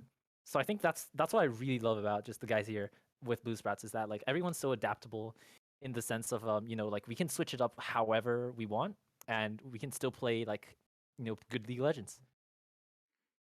Yeah, absolutely. And I mean, a couple more draft interesting questions here. We had some questions game 1 with the Evelyn pick, and then just a little something to throw it in there. What was your reaction to the Misfortune mid lane? Sorcerer mid lane. I mean, we've all seen Kiten play it before, and obviously, he did well that series. But I think, like, there's only you can only go so niche before, teams that like start to show more discipline, like, get to punish it. And I think, we're in the semifinals here, and so while it is nice to try pull out something that, that can try throw your opponent off guard, like, you gotta remember that like everyone's here for a reason. And so, in terms of preparation and stuff, I think we saw the Misfortune pick and we realized, okay, that's probably going mid. Like, we'll be able to adjust to it, and I think in game like it definitely showed out, and we picked well around it, and we were able to. I don't think the Misfortune was like too big of a factor, as with like most of the other picks that game, because we kind of just we knew what we wanted to do like from the get go, like roll objectives, kind of play the map well, and I think like yeah throughout the series like we played the map like pretty well, which is like really why like so the niche picks didn't get to work out as well as I think they hoped they'd like. Yeah, absolutely. I kind of want to ask, so that Lux pick was premeditated into the misfortune pick? Oh yeah, absolutely. Caxi is one of the Caxi is so hot on Lux. Oh my god, I duoed with him this one game, and like he just he really showed me his big laser beam, and Uh-huh. I'm really I love the Lux pick, and it warranted a ban for the next game, and Yeah, so fair enough. that's True. yeah, like I think Lux was a great pick there, and it was definitely something that we planned out in the sense that okay, we know Caxi can play this, so let's just go with it, and it got us a win, so that's definitely great. Yeah, it works out. It did absolutely get you a win, and going towards finals here now. Your finals matchup will be against Team Ambition Wolves. Is there any specific plans, or have you not even looked at finals yet? Is it all semifinals and now we look at finals? I mean, this is a okay. So I'm not trying to ego or anything, but Oh, personally, okay. when I got into this playoff bracket and I saw how it played out, my first thought was okay. Let's make sure I'm in good form coming up to finals, so I can kind of play well against TA Wolves. I think it's really cool that they were our first game of the season and they're gonna be our last one too, which is definitely very cool. Except this time I'm not gonna be in top lane and I'm not gonna be playing Soraka top. So Aw. I'm really looking forward to that rematch. We played them once in a scrim a while ago, and that went a different way. So I think I think I'm really confident going into finals because I believe everyone on Blue Sounds. I think we are definitely the best team, probably the best team in the league right now, just based on how I'm feeling and how the whole energy is. And I think like if we prepare well, make sure that we kind of have our bearings together, we'll be good. All right, then. I mean, I'll be here for finals. I'm looking for it. Hopefully, Gigatron will be here on the desk with me to join. And if not, we have Arlen here too. He's done a great job here tonight. Thank you so much for subbing in here tonight, Arlen. No And that problem. is No problem. going to be actually any final words, any final shout outs that you would like to give out before you head into finals for next week. I mean, honestly, there's a lot of shout outs. First of all, I have to shout out Chelsea, giving me the pre-game rune advice and talking about me just like some theory craft. Obviously, I got to shout out Oath, amazing coach. We haven't lost like a series since Oath joined, and I think a lot of our success is attributed to him. Honestly, like, shout outs go out to Bude, go to Mike, go to Caxi, go to Andy. Like, I'm just like, this whole journey of like this split has been incredible for me, and I wouldn't have wanted it any other way. So I think I love everyone on Blue Strats. They're the fellows, they're the fam, and I'm just looking forward to next week, kind of seeing where it goes. But regardless, oh, now that's right. Forget about Dallas. Dallas sucks. This guy, I took 1,000 gold shutdown. He's like, oh, the 1,000 gold. Yeah, he's complaining that I carried the game instead. But honestly, shout out to Dallas. Shout out to Half Sumo too. Like, honestly, just everyone in the Blue Sprouts, like, kind of family is like, just so much love for them. Like, I think, I don't know, they mean so much to me then, more than how I like BM and talk about